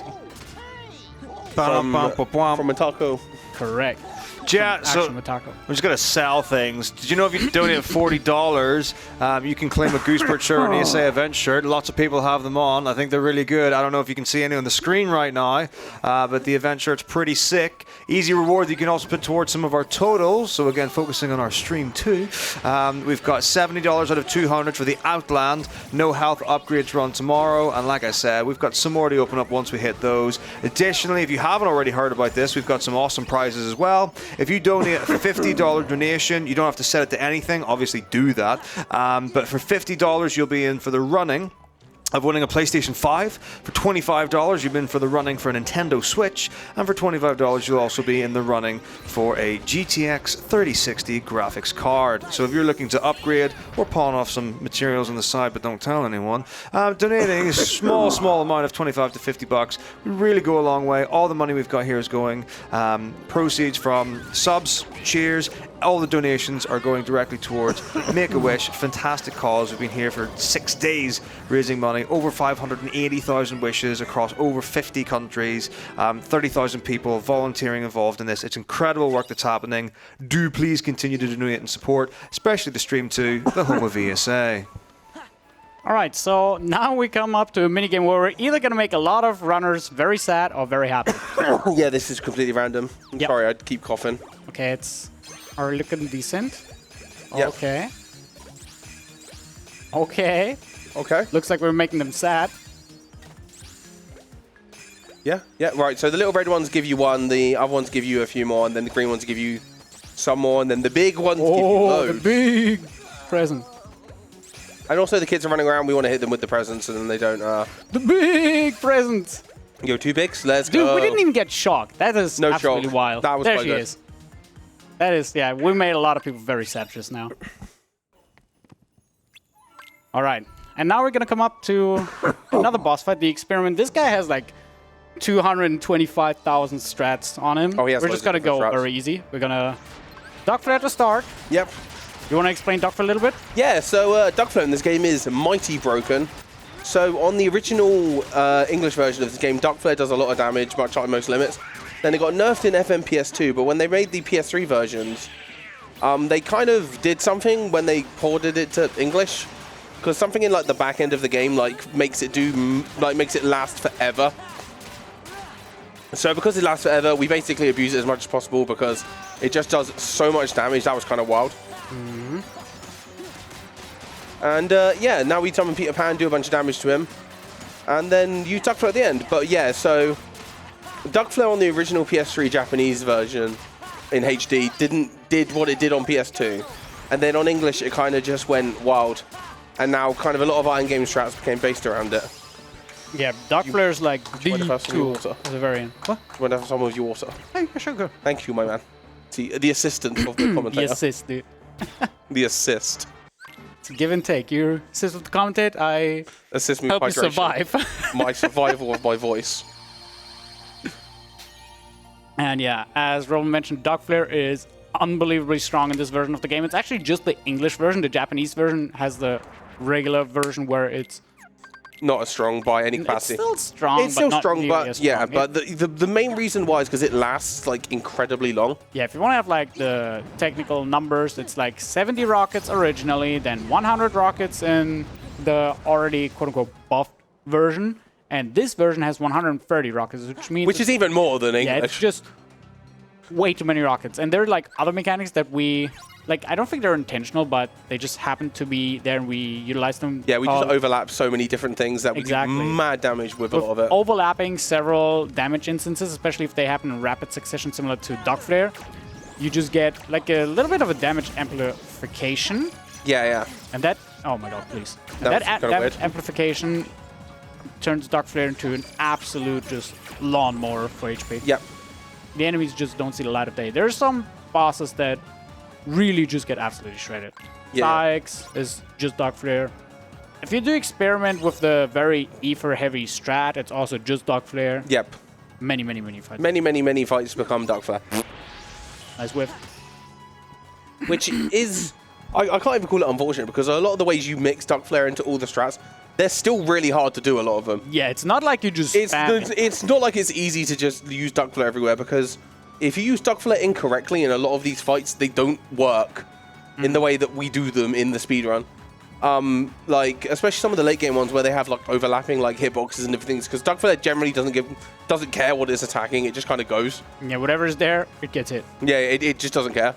So you need to also be wary about what's in each fight as well, which is why it gets so difficult to know when to use it and when not to use it. That is a little. That's a little high. That Like that? might It's fine. kind of be... It's fine. I just need to. Yep, we need to just wait a second there. Yeah, the other guys are not going to be as high, I think. Oh wait, that's fine. Oh, that's actually more than okay, actually. They came up to you. I need to use another ether, I think. Yeah, that's fine. Yeah. But That's the fine. second ether I saved in Portal. Yo, Then the I'm gonna second ether? Can't believe you've been Actually ether utilizing saving them this well. entire time, my guy. I've been hogging them. You really have. Right. So once we Another deal with gimmick. those fights, we need to do another thing. But what we need to do here is we need to activate 3 different, can't even talk, switches. One of them is with thunder, one of them is with blizzard, one of them is with fire. Thank you. Yeah, you have to like actually lock onto. You have to them lock onto it, otherwise it doesn't care. You can freestyle like blizzard and fire, but for fun you kind of need to lock on. Yeah, you can't Otherwise need to lock won't on. Hit it. There you go. That's There what we you usually want go. to have it. Right, now this final one needs Figures. fire, and good luck, my guy, because you've been having issues with this one all week. Yeah, I've been catching some feet here. You've been catching some mad elves. There You we did it, let's go! Woo! Woo! Actually hype. Another actual hardest part of the game. Yeah, moving up to the door. Oh. No! Oh, you got stuck. Unoptimal. Didn't even Imagine- magnet in the. It didn't even magnet in the slowdown for the swag. Imagine if I would have gotten a 40. Absolute Absolutely. embarrassment. All right. So once you've dealt with all of that, we need to leave this area. So we have another like mini game thing here where we basically just kill a bunch of heartless while going through. This area is actually really good for EXP. You can't EXP boost here, specifically because EXP boost kind of has a hidden stipulation where Sora has to be the one that gets the killing blow for the EXP to count towards him. Because he's not killing these enemies, the environment is killing them. You can't EXP boost here, so there's like... Because we could technically take a hit from one of the buildings or something, then get a bunch of it, but there's like no point because EXP boosting just doesn't work. Yeah, and you also get, again, 2 shot on this copper escape, so Yeah, you really don't want if to you take would want hits. to do that, you'd be walking on thin ice. Yep, and something else you do as well is you also try and time some of these so that you hit them into other enemies that are coming up for more EXP. Like this guy. Like that guy. The little ones, you only need to hit them with one singular attack, but the bigger enemies, you need to hit them with a finisher in order to knock them away. Luckily, Sora has finishing plus, as we've had for the whole run already. And yeah, we can just kind of go nuts on him. Something else we didn't mention as well is the Keyblade that he's using is Decisive Pumpkin. The reason why we went to Halloween Town first is so we can get Decisive Pumpkin, which is pretty much the best Keyblade you can get in this game. It is insane. It has the ability combo boost, and as you've probably seen, ground combos are very good in this game. And combo boost just increases their damage even more. So yeah, it's just the perfect Keyblade. And luckily, it's a world we actually have to go and do as well. Yep. So, you know, that's real lucky. Absolutely. Yeah, it kind of So, is. we basically just made our way to Halloween Town as early as we could. We did do a little bit of Beast Castle before, but that's because it gave us Rumbling Rose with a finishing plus, which is already good just to finish Port Royal. And Port Royal is the only prerequisite to Halloween Town 2. Yep. Another thing you didn't mention is, because it's been coming up very sporadically, safe warping. Oh yeah, safe warping. This just saves a little bit of time to... Because the loads Over- are really fast. Like this is actually the slowest HD loads if we don't count the PS3 versions. Even the PS4 base is faster loading. But a lot of times we just warp between save points that we unlocked in different areas of the game because it saves us a little bit of walking. Yep. On original console, we didn't do that because it was just not worth it. Most of the time, the loads would just overtake the amount of time you would walk. All right, this is Genie Jafar. And Genie Jafar is actually kind of a bit of a spooky fight if you do it wrong. But if you do it right, he's pretty easy. But what we're going to do is we're going to stun him by hitting his stomach and then do combos on his head. We want to do enough damage to him through a few combos. Then before he gets up, we're going to sandbag a little bit. There we go. We're going to reflect the retaliation, attack the stomach again, go back up the top and do more combos. And then he actually has a HP gate that comes up where you need to use a finisher on him in order to get past it, like that. And then you're going to do one more combo into the reaction command, spin him around. I almost didn't get the RC. You almost didn't. You almost were like, yo, let's just leave him. And then, yeah, so we haven't even mentioned it yet. Bosses in this game have to be killed with what are considered a finisher. Give me the finisher. Oh, that's a DM right there. Oh, I dropped my finisher again. So this is what you don't want to see. Well, luckily he's at like very, very low Go to the head and HP, reflect. so exactly, I can go to the head and reflect. I could do a temple and just like not die, The YOLO. the YOLO, but I'm not templed, so I'm not gonna get it. And yeah, I'm just gonna approach him, use a magic spell because spells are considered finishers, or at least they're able to finish boss fights. Where are you? Yeah, so Double. when he DMs, he does this attack where he that was really cool actually, where he summons a bunch of like fireballs and lightning, and they all attack you from every random angle you could ever possibly consider, and you have like 0% chance of like knowing where they're coming from unless you just completely YOLO. So yeah, we try and avoid that at all course. Even on like beginner mode and such, you don't want to see that attack because it's just so difficult to deal with. And now we got some chipmunks talking even more. Now we got the chipmunks. Right, so now we've done all that, we're actually going to go back to Clean up the Beast mess we made. Castle. Yeah, but we're going to go clean up in Beast Castle real quick. Also, something Dessa did at the start of Beast Castle 2 is he went and unlocked the parlor. If he hadn't have done that, we wouldn't have been able to save warp here. We would have had to go to Beast's room and then walk all the way back here, which is just... Yep, and now all we've got now is this fight with these Dragoon nobodies, then Zoldan. So yeah, we wait for them to attack, reflect into Magnet. Again, reflect into Magnet is... Don't do the thing! Oh, whatever. I'll just use another ether. Yeah, we're using more ethers. So yeah, reflect into Magnet is good because when you reflect, the reflect animation pushes enemies away from you, and then reflect just brings them back towards you. And what we're going to do here is just do another Magnet into Major Drive and then finish them off. In this case, Trinity. If you position yourself properly and jump high enough, you can actually kill them. The finisher is supposed to kill them, but I was a little bit, like, very poorly positioned, so I'm just picking them off one by one. Yep. I could have died by 2 of them. You really could have died quite hard there, but, you know. Don't worry about it. Don't worry about it. It's not like I died before. Yeah. Completely Deathless Run is fine. Absolutely. And now, speaking of Deathless Run, this guy is scary. Yeah, well, hello, Zoldan. Yeah, so Zoldan here. We're in Master Form, which is pretty spooky. So we need to parry an attack or dodge it like that very scarily. Yeah, it's hard to get the parry. It's hard to get the parry on him. Beginner, because Donald doesn't die as easily, what you do is you just go Valor Form and run to the side of it, because Valor Form is fast enough, but Master Form isn't, unfortunately. On crit, it's a very likely chance that Donald will die, so we use Master Form instead, as it utilizes Donald and Goofy. And what you want to do is you want to jump preemptively and then use the aerial dodge to parry, because it has lots of parry frames, and I was about to say something like that, but nope. Or he does this, but you can get like 4 or 5 jumps. Yeah. He's gonna not shield again, okay? And that. Okay, you need one more. You can do the slow one again, I don't care. Yeah, just let him...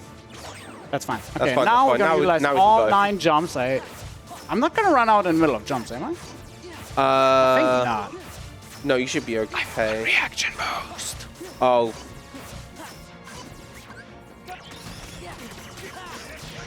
Oh, okay. Wait. Wait. Am I gonna... I'm not gonna take... I think I have to. I have to either take a death or use Maeve, so I'm gonna take the death. That's faster. Yeah, take the death. You've got reaction boost. We do need that. So reaction boost actually makes those shots do more damage. Yeah. Yeah. Oh, and also you get Mickey in that fight as well. Don't. Just try not Mickey's to do that. slow. Where's reaction boost? There's reaction boost. Oh, I forgot you get 2 of them. Yeah. That's probably what I forgot about it. You probably want to equip it in 1K if I remember correctly, but for some reason I would always forget it. All right. Zald in the third. Zald in the third. Okay, that was... Over that was sketchy. That was sketchy too. Please stop doing so. Dude, you're not getting this parry at all. Give me the parry! One more, come on. That was... now I have the reaction boost. Now we're doing I am some damage. so glad that nobody else is getting held up by this run after that. All right, there we go. You should be good. Because you said master form until you end the job This is the power of Dark Flare, by the way. Usually he would attack now. We just stun lock him. Yep, and when you're attacking him while Dark Flare's going on, you just do way more damage. Yep. I've been fumbling a lot this run. Crit is very dangerous. That's like the one thing this run very nicely shows. Crit is dangerous. You mess up once. Yeah, this run's been wild. Yeah. Is what I can say. Things have been going very well and very poorly. Yeah, runs wild. That's all I got for you. Yeah. All right. Wild out it. Land of Dargans. Yep, Land of Dargans 2.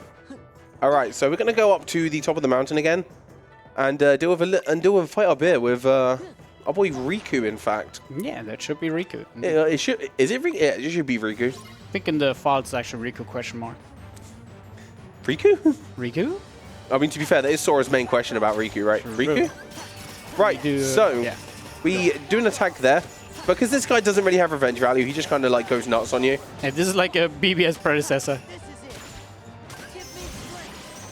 And then we just do an attack, do a reflect into Trinity, and then we just kind of go nuts with limit form on him at the end. That was actually a pretty good fight.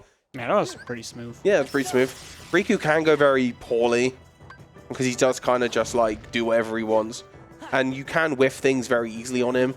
So we try not to do that. Cool, wisdom form movement, real nice. And then now we're gonna have like one of the biggest predecessors of Trinity just shredding for enemies. Destroying things. Because there are many enemies with lots and lots of health here.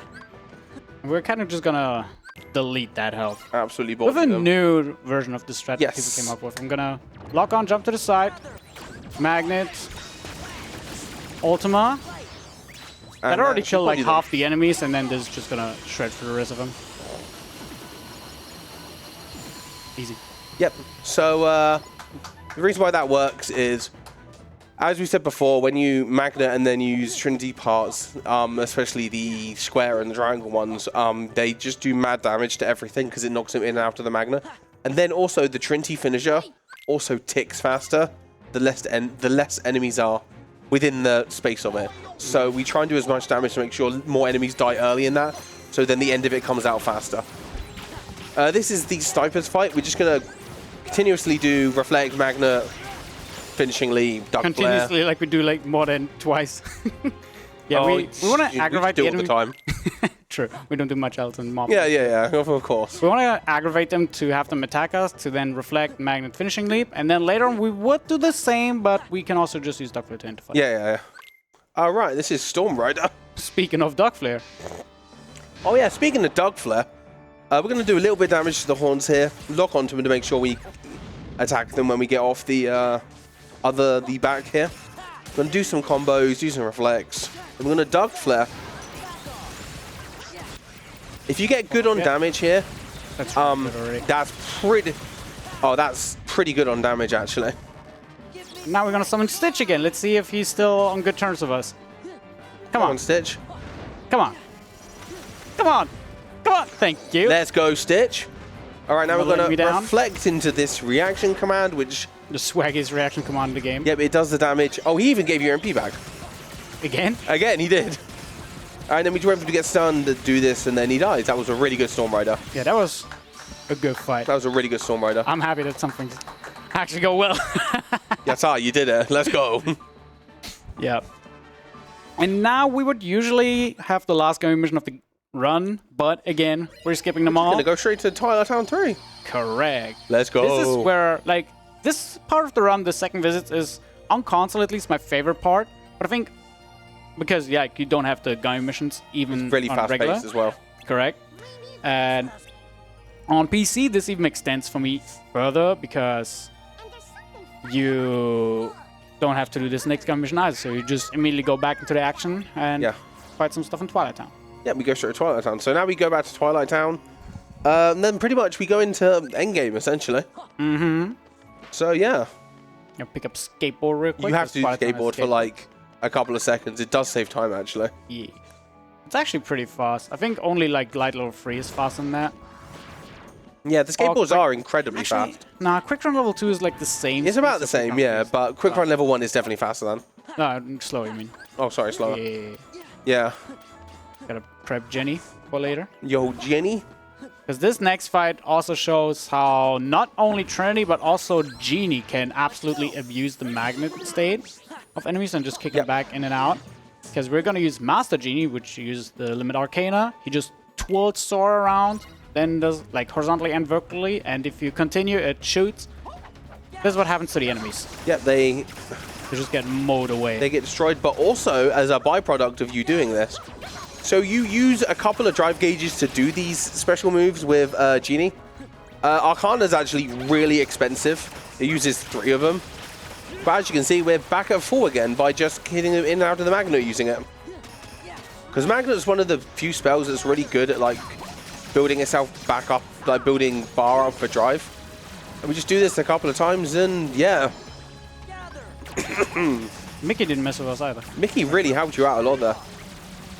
I wouldn't go that far, but at least he didn't mess with No. Helped you out means he did nothing. True, exactly. Helped you out meant he didn't interfere with what you're trying to do.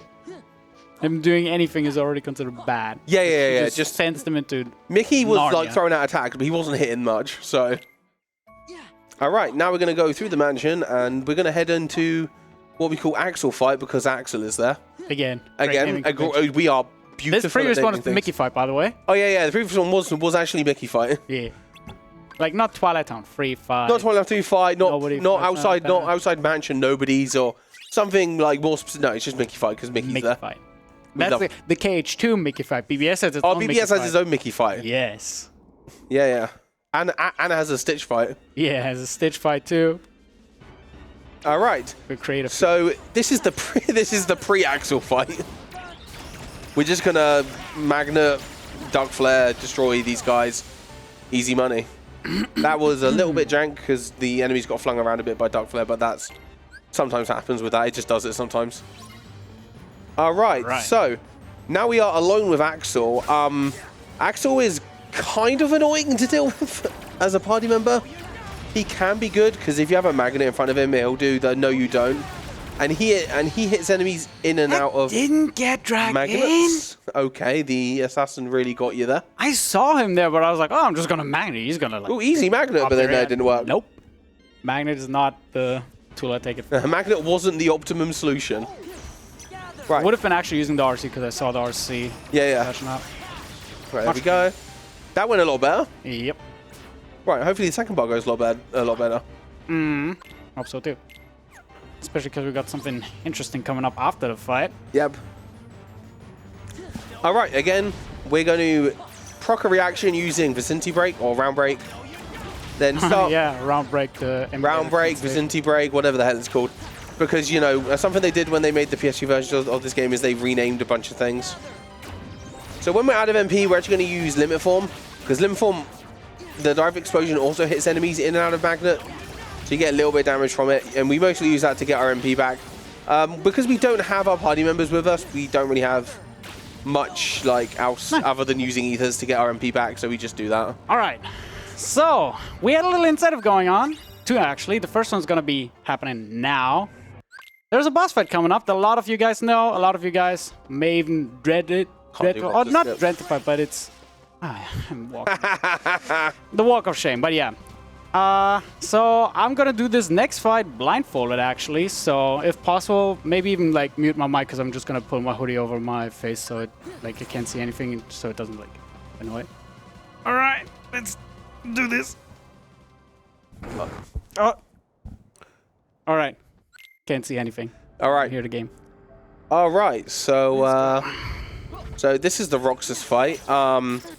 Roxas is one of the first fights where we really see how good forcing revenge value, like force revenge is on bosses. So what we're going to do is these specific combos are basically tailored in order to make him retaliate in the air. Once we've done this loop a few times, we're going to throw an Aether, and we're going to use Blizzard.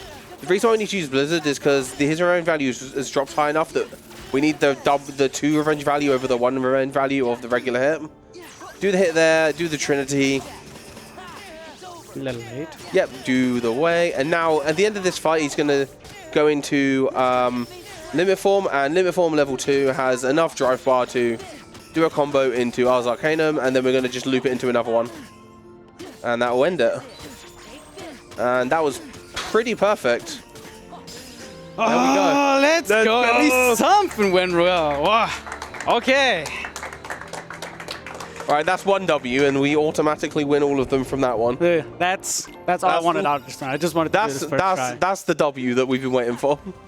It's, to be fair, not like the hardest strat in the game, but it's still like you have to listen to so many things, because what can happen is Roxas can like get not nearly as far out of a what's it called, out of a reflect. Yeah. And you have to be able to react to those things, and if you're blindfolded, it's a lot harder. What was I gonna do? Drive boost, yeah. And aerial finish, but I'm gonna do that before Zigbar. We got a keyblade from it, 2 become 1. And that forces us to go into anti-form. It's basically a tool to unlock final form. We're not gonna get final form, but we're gonna use anti-form twice, because Rebel talked about those anti-points earlier. By this point, they accumulated to a degree that if we would use any form right now, we'd pretty much always just run to great risk of accidentally triggering anti-form, and we don't want that. So we're gonna get some drive back and use anti-form twice in a row. Yep. And that way all our anti-points are gone, and we're not going to be able to hit anti-form ever again, except for one fight, but I'm not planning on using drive forms in that one anymore. Oh yeah, so do you remember the synth item you picked up in Minute Fight in Port Royal? That's the use for it. You get a free elixir from handing over a synth item to the synthesis shop. There we go. So yeah, that's what we do that for. And then we buy some more ethers, then time to go. Another not easy fight for especially beginners when they learn to run. This is a fight that people tend to struggle to wrap their head around. Zigbar. The first part is just ego shooter. You press triangle, lock him out of it, and then you want to again spam duck free. You want to do it a little bit meticulously though, because Zigbar is one of the most unfair enemies, I would say, in this game. The data he just doesn't really care too much about what you're doing. Right, once we've done that, we go into Duck Flare, then we're going to try and stun him using the Duck Flare rockets and our combos. We're going to Mega Duck Flare, then we're going to do aerial dives into aerial spirals, over and over, into a combo. I don't like this damage. And now we use a quick combo in Valor form just to do a bit of extra damage to him. Dodge some of his attacks as a retaliation. Then we're going to do another set of Mega Duck Flare combos, and he should be dead. The damage didn't look that well, but that could like barely cut it. Just, yeah. The finish has to connect. There we go. There we go. Okay. We good. Finisher did connect. Finisher did connect. That's the me special, apparently. Apparently that's more luck than I've ever experienced with it. Yeah, like he can. So Zigbar's pattern is mostly based off something called action count. Whenever enemies perform an action, that value increases. And depending on his action count and also his revenge value, his retaliations change. And he could have also just DM'd right there and made the fight a lot more annoying, but he chose to be nice and shoot a few times. Yeah, if he DMs, he gets very annoying very fast, and it's got hard to do that. We do not need that anymore. Oblivion, get rid of arrow finish, and before I forget it, actually get the customize in. Let's go. Sykes and all that. All right, so now we're done with that fight. We're going to go on and fight Luxord now. Yeah, this entire world is just a boss rush, kind of. Yeah, Luxord has a really weird HP bar mechanic compared to everything else in this game. He has a time bar, and by hitting him, the time bar goes down, but also by performing specific actions like doing his minigames and such, time bar also goes down. And it also goes down over time as well. But we're basically trying to optimize it so his time bar goes down faster than our one. And in the run, it's faster to reflect the minigame animations and take the hit. I say take the hit, the reflect takes it for us. And then we pretty much want to try and loop that the whole fight. He can do another attack where he goes cards, and then he... This one here. On the current versions of this fight, these cards don't follow you. On the original versions of this game, the cards actually followed you. So then they were a lot easier to predict and know where they're going. That is a dangerous amount of cards. Yeah, please. I was going to try and salvage the loop, but nah. These cards were thinking of something else. Yep, so I don't know what the percentage chance is, but like he can do one of two retaliations and he keeps giving you the wrong one. Just do whatever. Jump away. I don't care. Just despawn. Look closely. Yep, so when you let him kind of get away from you like that, which is kind of useful for Tessa to do here, he does this attack over and over where he goes in a card and goes on the ground and you just have to find him. There you go, there's a minigame. And we're just going to do this over and over. Whenever he does a minigame and reflects it and then do a guard break, he will just try and get away from him so that he knows what's happening. The reason why he is doing a thunder after the after or a magnet or something after the guard break is because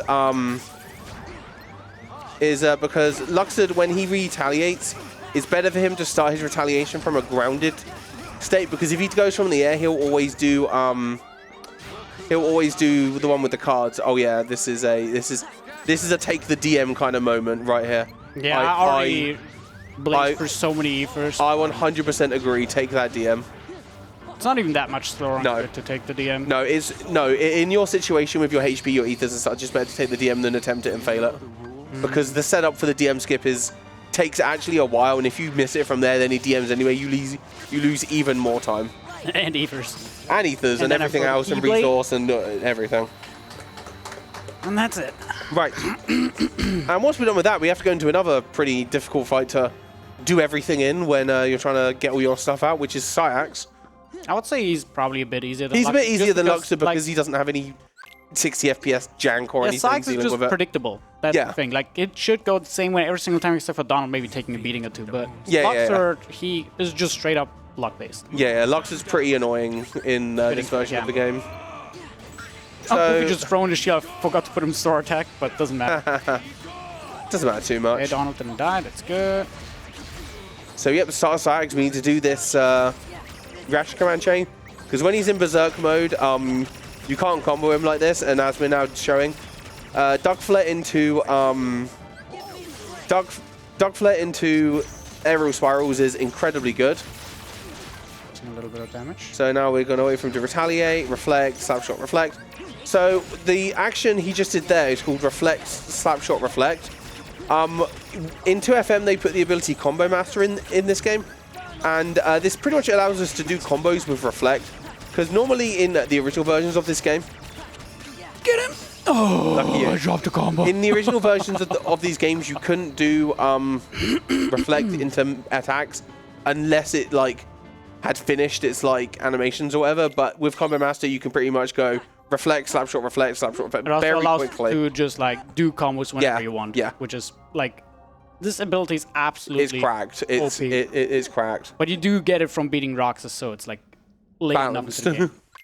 It's balanced because you get it right at the end, and you pretty much like do need it in the end game here. Yeah, your ether should be fine with Riku's there. Riku has a couple of ethers there, so we just get a couple of cheeky ones at the end just to end off the run. I'm gonna menu real quick because I'm apparently only running on one potion. Oh, you want 2 potions? Yeah, you definitely want to. Well, it's just safer, and at this point, it's like you definitely might as well equip it. Right, so now we're heading up here. This takes us to Xemnas 1, which is the first of the Xemnas fights that we need to go through. KH has a habit of having the same guy at the end several times, except for KH3. Yeah, except for KH3. Then KH1 has like, yo, do you want to have some 1, 2, 3, 4 maybe? And then you're like, oh, can you just leave me alone, handsome? All right, so the start of this fight here, Xemnas is going to put this little orb on top of you. Then it starts his building ration command. We're actually going to do the finish command of this. There's 3 different reaction command animations you can get. The final one finish on the FM version specifically does a brick of damage. So, and obviously with the reaction boost we have on, it does even more. So we're just going to absolutely body blast like 2 HP bars of this man with this. And then we're going to go in, knock him down the slant a little bit. Yeah, just get him away from the stairs. Get him away from the stairs. And then we're going to do reflect, slapshot, reflect, like I said. And when we do the reflect into slapshot, the first reflect goes off, and then we get a second one out quickly. And then we then stun him with some different combos, getting him to retaliate. So we're pretty much going to do this whole fight while trying to avoid his... He's like another fight where action count is like very important, so we don't want him to do too much, or he can kind of go into building again.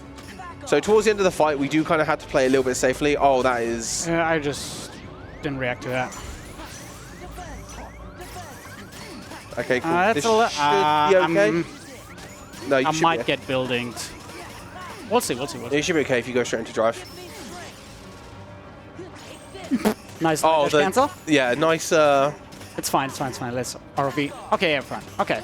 So if you don't beat him when he has 1.2 or less powers of HP, he goes back to the building RC he did at the very beginning of the fight. So you want to try and avoid that by just deleting yourself at the end with reflects. Yeah. Eternity if you have to, and limit form. And now we're coming up to the final fight. This is the final stretch of I guess fight. I need a moment to calm down. I think you do. It is a mistake. To be honest, I think you do. This run has been wild. It has been absolutely wild. All right, so first we need to destroy some buildings. Remember that. Don't session those Don't things again. session And don't until dump we them. need to. Yeah. All right, so the first bit here, we're just doing a bit of movement towards those red engine-looking areas, so we can destroy them. If you have not super glide, I was DVDing my BBSing my bloody memory there. Someone likes Osaka games. Yo, Osaka games. Actually, can't try. Actually, it's only this game. Okay. That is technically true. So you know, Never mind. I take it back. But yeah. you're trying to roast Glide me for no low free. reason. I do appreciate it. To Though. be fair, I was trying to roast Osaka more than Yeah. But yeah. Yeah. I guess you're just collateral damage along the way. So this fight has 16 enemies that you need to hit once, and they get sent into the engines. Magnet just takes care of all of them, so we use 3 magnets to take 5 enemies apiece, and the 16th one we just punch. Yep. Then we do And then an you epic can RC. easily finish these in one cycle. So like when I played this game originally when I was a kid, this part always took me forever because I didn't even know about Magnet doing damage to them. So I'd walk around there hitting them all individually. Yeah, you would just jump back and forth because there's this charge guy in the middle, and the moment it hits like 80%, it tells you need to use a stun dodge to dodge the energy ray. The energy ray doesn't even kill you unless you're on crit, and maybe even like level 1 or something like that. But you would just constantly hop back and forth, which I guess they intended for you to do in this fight, but you can just go. Oh yeah, and and also we use Magnet there. Not Magnet, Master Form there because the Magnet in Master Form lasts just way longer. Just like here. Yep. All right, this is the core fight. Core fight is pretty cool, actually. So we're going to do a... I did not take Rico. I knew I was going to do something wrong. You did say don't session, which you technically didn't do. Well, actually, that was still really, really good because the... Dude, everything pretty much died apart from that guy. I will have to do the...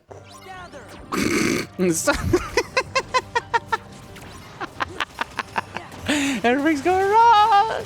I have to do Soul Eternity again because I still don't have Donald with me, and that would be too slow. It's fine. I got this guy. Okay, cool. Just try not to die to the crawlers again. Well, I was challenging it. I heard him and was like, oh, horizontal slash gonna parry it. It's not gonna parry it. Absolutely not, apparently. All right, cool. So now we're going to summon some Genie. And we're going to try some Genie finisher cancels for a couple of hits. The best strat in the game, get hit. We take that hit actually deliberately. That hit sets you up for this Magna Arcana set perfectly. Oh, that assassin is not getting caught. That one guy did not play along. I'm just going to Arcana again to keep him off. Yeah, just to finish him off a little bit. All right, that's fine. That reflex is actually pretty nice to get him off the ground. Okay. All right, now we've done that, we're going to do Mega Duck Flare. I thought we were going to do Mega Duck Flare, but now we're sessioning. it, I don't have Donald with me right now. Session is fine. Session is not that bad. Yeah, this is just PS2 strats we're doing now. Yeah, look at this damage. It still does a lot of damage, actually. Yeah, it's still really, really good. But now my drive gauge is kind of crying. Yeah, do you want to put Donald back in the party in a second, just to make sure we have him? I'm gonna now and then. I wanted to die for that, dude.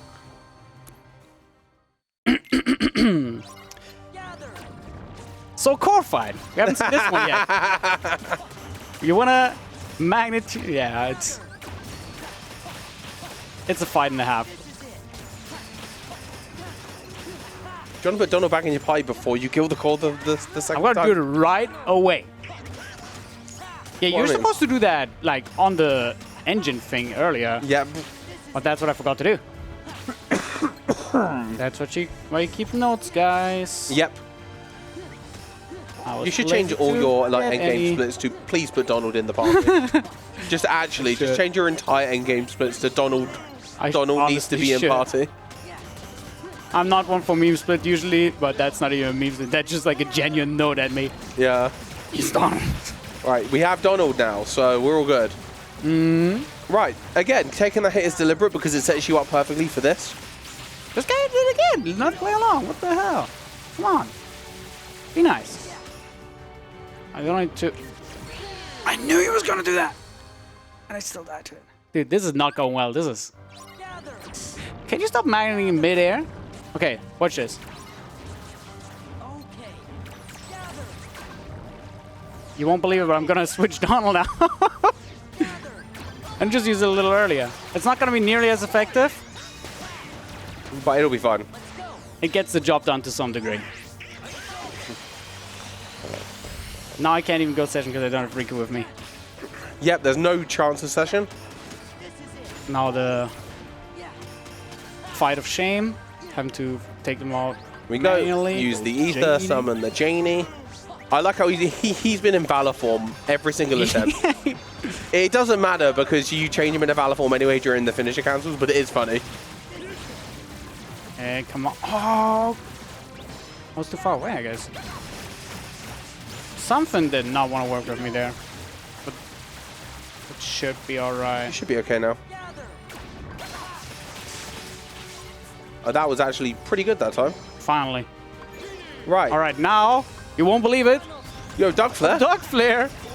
Yo, Duck Flare. Right. Yeah, so Duck Flare again with all that is good. Then we're going to go into Valor form and just do a bunch of combos. Massive damage. Because Valor Form is actually really, really good. Just Yeah, Valor form does a lot of damage, especially when you have to keep it like Oblivion equipped. Where it just does cracked damage because you have such a high strength stat. And especially with like... That guy nearly got you again, that building. Those buildings are a one-shot, Just stop for a as we've already seen. I should have reflected that. Okay, cool. Right, so Armor Zemnis 1, he sits in a chair and we're just going to reflect stuff back at him, keeping Donald alive because we need him alive for doing some Duck Flares. Like this. And I believe you're going to throw an elixir, do the same thing again. Correct. Play the same song again. All right. Let's go. Let's go. Yeah, you're like on shuffle and like it goes to the next one. No, go back one. I wasn't done. that I was wasn't bad. done. I wasn't done. I'm going to listen to that again. Just get the Duck Flare back on. All right. All right, now we have. How do we finally now, go for that part? Now we have Dragon Zemnis, and then unfortunately we have fights where we no longer have Donald. So 07 to a Mega Duck Flare, we miss you greatly. No more OP spam. Right. Now we have to only use our weak limit form. What are we going to do with it? But yeah, so this is Dragon Zemnis. This is like this world's kind of gimmick fight, basically. We're gonna fly around this dragon and take out the various spots of it. We need to take out the tail, the two jet things in the back, and the two wings. I already got hit a lot. How do you already get hit a lot? I think I just practiced so much at this point that I've just gotten complacent about like playing carefully. I was gonna say you've like been like going absolutely nuts all run. Even when you have died, you're like, I don't really care at this point. I feel like you've just been like dying so much over the last like. I mean, week there's a or reason so. I put the estimate so far up. Yeah. I mean, it does. I mean, it does make sense. This game does do that to you sometimes. Like on any of these games that you play on critical mode, even on the ones we could consider quote easier, like BBS. like BBS, it can still do stuff like this to you, and you can't really do anything about it. Like Alright. I usually have to be pretty generous with my estimates, even with crit level 1 in that game, because you can just death loop for 5 minutes and. Like you, of course. That was not my proudest achievement. Yeah, that's fine. Don't worry about it. We got this. All right, the rockets. I still don't know how to dodge them. I'm just gonna Oh get my- hit. I'm just gonna mega laser through the next step. Please do. Don't die. Yeah, I'm not gonna challenge that again like earlier. Yeah, I literally watched you die to it earlier. Yeah, that's what I'm saying. I'm not gonna challenge that again, but not that like requires that I get. What hit me? One of the little guys. But Lasers. they shoot this early? They do shoot They've early. never shot me this early before. I feel like we've broken the counter for that's never happened before with this run. Like, A lot of like weird things have happened. Things that both of us haven't seen before. I know some people are gonna have some strong words for me after this. and that's why it's funny. And that is why it's funny. It's fine. We still have some really cool prepared after this, and this run is not done yet. Yeah, it's fine. Alright, we got this. Right. Again, he's actually doing a really cool technique throughout all of this. Abusing Combo Master, you can continuously do attacks on this. And something else he's doing is Riku's attacks of Laser and Drain actually cancel like the end of your animation, and this allows you to do something called finisher cancelling, where when you use these attacks during your finisher, you can basically infinitely cancel finishes into finishers as long as you're pressing these additional actions. Again, you do need a finishing plus for this to work, but yes, you can basically cancel finishes into finishers. Riku can actually allow you to do this with his Dark Aura attack, where he teleports towards you and teleports into the enemy's face and shoots a few fireballs. And we do actually use that a little bit in Armor's Emnus 2, if I remember correctly, to just do a bit of extra damage to him, like during the phases.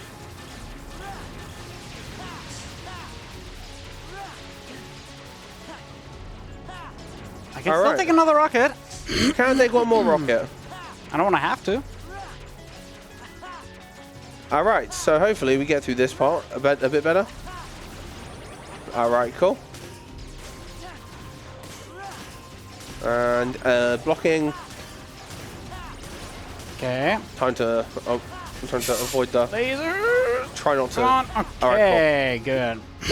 That I was don't even have to waste my mega laser, so this should. that was a good. sweat moment right there, to be honest. Sweat moments. It's one big 3-hour-long sweat moment. It's fine. How? How does this work? I will never understand these rockets. I swear we know how to play this game, guys. It's fine. Yeah, this is not my first run. I promise. I know we're playing with Goofy and Sora right now. Oh my god, don't do that, please. He's dead, thank you. Whatever. We'll move on. We're on Armor's Emnus 2 now. We did it, Ever. right? At Whatever. this point, whatever. Whatever, we did it. We got past that. That fight was supposed to be done with that mega laser. Oh yeah. I can't believe it All didn't right, end. now cool music. Yeah, we It's get cool actually music. probably my favorite track in the entire game. Oh yeah, shout outs to Riku. Riku's cure potion is insane. He just always has your back with a heal, and his heal is amazingly good. Hit. Thank you. Right, so yeah, again, this guy just kind of sits in a chair, and we just body him with reflex and combos. And when we get to a certain HP value, this guy blows you back. He does this twice in this fight, and you have to find a building. We know where buildings spawn, and we go to where we know they spawn, and we do this reaction command, which then breaks the building open. We then go back to him and fight him a little bit more. Then he blows us back again, and we finish off the fight. This is it's funny. It's a relatively like simple fighting concept comparatively to what we've been having to do for the last few, right? Like You shield. shield. He's gonna shield. He's gonna shield. He sometimes does a little later than usually. Cool. So Wait for the be swing. a little careful. Also, that swing is really long range, so you really don't want to be anywhere near it unless you're trying to reflect it. So, yep, so jumping over the snowflakes. Also, this, yeah, as you said, this song is an absolute banger. Absolutely. Absolutely. Easily my favorite song of the game. Even better than Rage Awaken, I would say. Yeah. All right.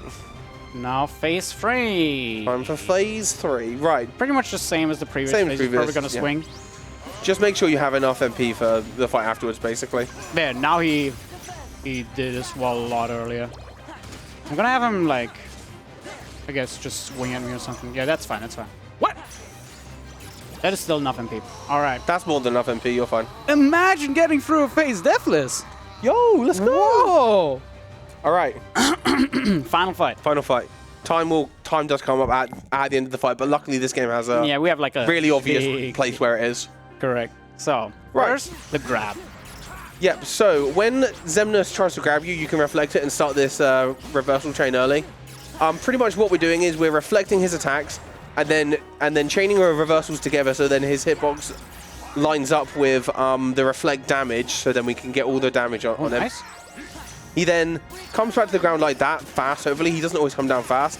We're then going to do a session to do damage to him. We're not going to do the final part of session. We just need this to push him to a particular HP point, so then we can then kind of push him into the last bit of his HP bar. We're going to stop that. We're going to let him retaliate, go into limit form, do a couple of combos, again using the hits of Ars Arcanum without the end of it. I think that won't be that good because he's just the wall. Nope. He's too close to the wall. You got laser face. Yeah, that's fine. unfortunate. That's not too terrible, but this area is actually a lot smaller than you think it is, and it's very easy to push him to the corner of it. And if he gets pushed to the corner, he does this combo. And that should be it. There we go. All right, so No, the 1 minute and 20 second 1 laser minute and dome, 20 second laser dome, followed and then, by time. Yep. Right, so this is laser dome. Oh no, not yet time. Like Not yet time, it's After fine. 120. Yeah. Don't worry. Laser dome is the actually was I showed you the video yesterday of. Oh yeah, the disconnecting controller during laser dome. That's not a good thing to happen. This is not a good thing. You know what? It scared me. I'm gonna swap the keyboard. You got me scared now. I did not want to do this again. Oh, and also if Riku dies in that part or this fight, you do lose the fight as well. We should point that out. Yeah. So if both Riku's low on, frequencies Riku can be low on HP there, and that's a clutch butt moment right there. When Riku's low on HP and you're doing that, because if you drop like 2 inputs, he dies, and you're like, no, not again. But we do get this super cool cutscene This is that I barely ever see because with that of goofy Rando. keyblade. Dude with the goofy keyblades, Yep. with its like sleigh bell noises when you hit people with it. Oh, so for the few people in here, what should I finish with? Should I do something cool? Yeah. What should I finish with? Do something cool. Okay. We're doing Infinity. Gotta take those few seconds. Right. Because this runs. Actually, do I have enough drive for that? No. No, I don't know. I guess I have Thunder.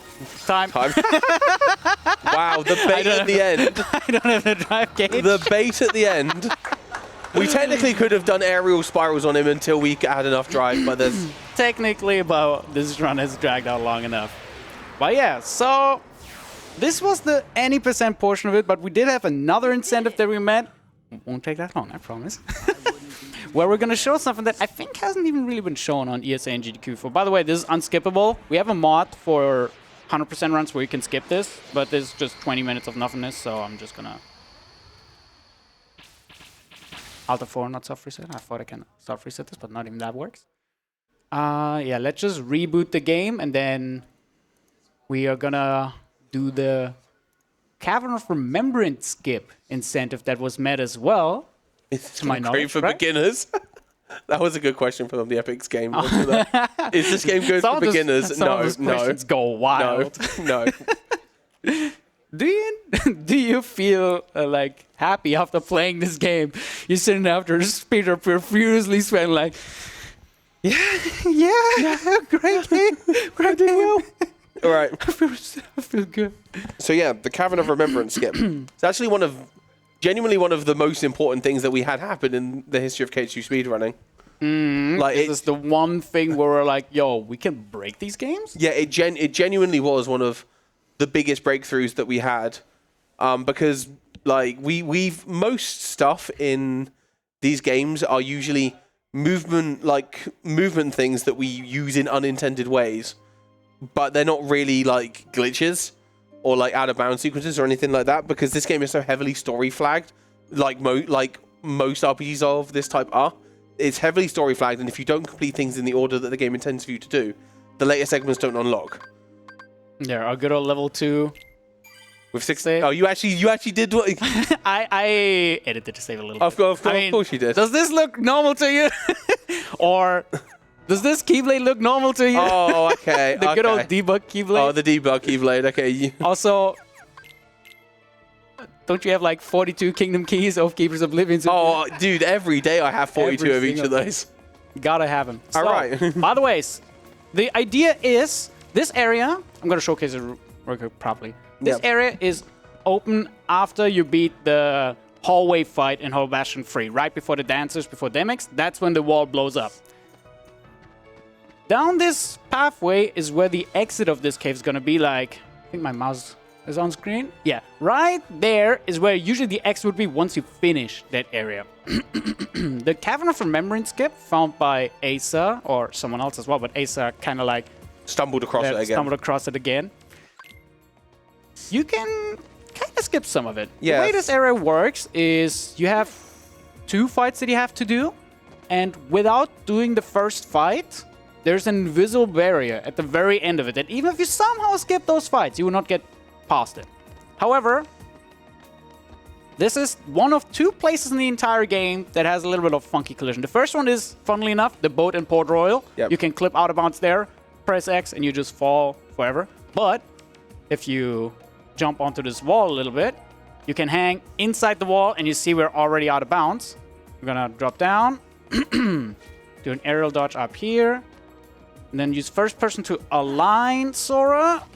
You get the ledge grab. I hopefully don't get too far in. Nice. And now you already see a bit more of the area. I'm gonna show you guys a little bit. This is probably the biggest area in the entirety of KH2. This is the Cavern of Remembrance mine shaft, and this is where all the fights are happening as well. And all the way up there, where you see those glowing things, the right one specifically is where we would need to get to, and that's where the invisible wall is as well. So it's all the way at the very end. But this Cavern of Remembrance skip, if we do something called Master Form Hover, where we just stall in the air until we can revert, then revert, do an aerial dodge, and reflect again to stall more, and use drive recovery to recover our drive gauge, you can just climb. You can do it like in a very unoptimal way, where you just use like 25-30 drive recovery to just hover your way up there. But there's a guy called Yachi Nanase, a Japanese, not speedrunner, but I guess say KH2 connoisseur. He's like absolutely great at this game. He found a setup to only use 3 drive recoveries, and it involves going to one of the bottom planes that I couldn't reach because my quick run is too strong. Then going up here, you grab this ledge, followed by this ledge down here. Grab yourself up here. You get clipped upwards because you're kind of inside the wall, but not really. I'm gonna then use another drive recovery here. Jump to the side again. Use Master Form. Not jump too far, hopefully. Yeah. Land on this ledge. Then you scale along this wall. You want to land next to this wall right here. I'm just going to do it a little bit more carefully. Because if you fall forever. By the way, if you don't have enough drive recoveries, you just basically soft lock and have to restart. Yeah. You then like walk around and hover up on that door. I'm going to skip that part because it's not really... It's pretty difficult as well. It's super difficult. Super easy to accidentally clip and bounce. And once I'm in bounds, I cannot get out of bounds anymore because I would trigger the fight. So yeah, but once you trigger the fight, that's pretty much it over. Exactly. I would only have to soft reset the game real quick, but we don't need that. And then you go up here. Hope that Donald and Goofy don't annoy you. You can also pull back on some of the, like, I guess, somersaults that Sora does when he grabs a ledge. That way you don't clip back and bounce. You want to look at that ledge, and then you would jump on that, like from these 3 pointy ledges, you would jump on the middle one. I'm going to try it right now. If I don't grab it, yeah, I'm just going to hover up a little bit to show you what I mean. Now I have to back it up a little bit. Doesn't take that long. And the best part, I haven't shown you guys the best part yet, but this is just like this is the setup pretty much to the Cavern of Remembrance skip. This is what we do to get to what we want. We land on this ledge, this is deceivingly big, and that crown over there, that crown over there is where we want to get to. So I'm going to jump, inbounds, and now right in front of us is that invisible slope that is on the other side and prevents us from going there. Here are some of the hardest fights in the game. But if you do the skip, all of them are non-existent. And furthermore, which is like the big thing about this, you see, if you guys are really well versed in this game, you know how many chests are in this room. And you know that I didn't unlock all the bosses yet, so you only see 3 portals. But those portals are usually not here at this point. You usually talk to the PC, then they spawn, but nothing happens. And if I go to these fights, it says, oh yeah, Axel, that red-haired guy we fought earlier. Do we want to fight a super boss version of him? Sure.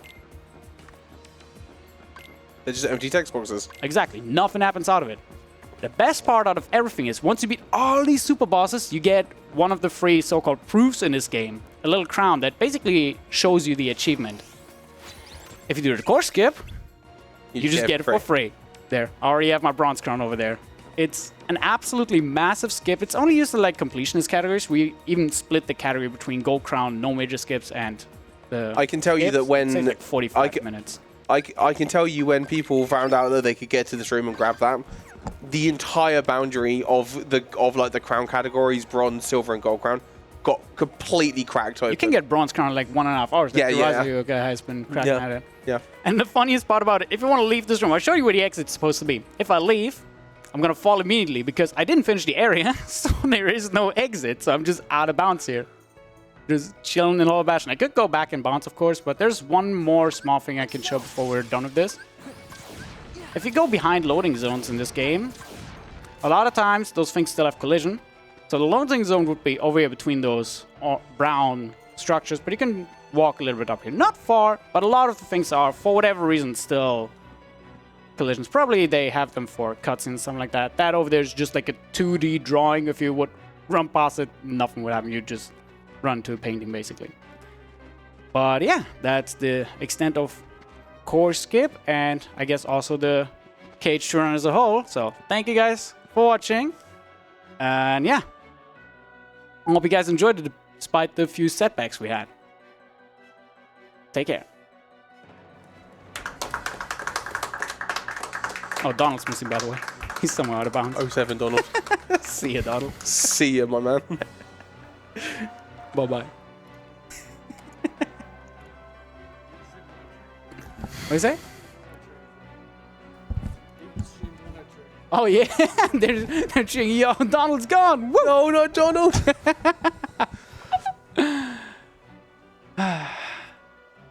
Wow. Thank you so much for that, Desa. Just to round off the evening, we have a $10 donation from desa35 who says, "Hey Desa, this is you from the future.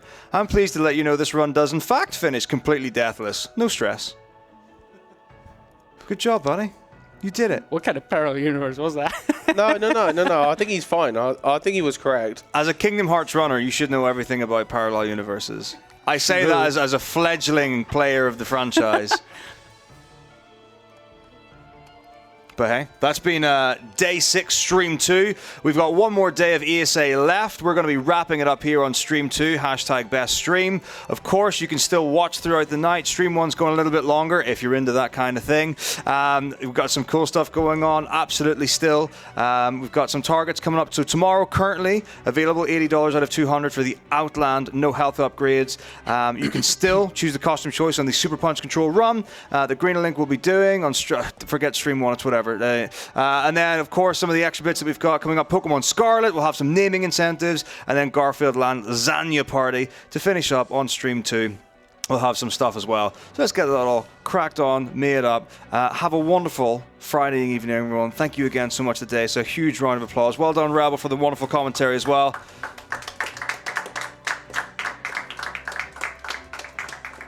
We've been ESA. We'll see you tomorrow.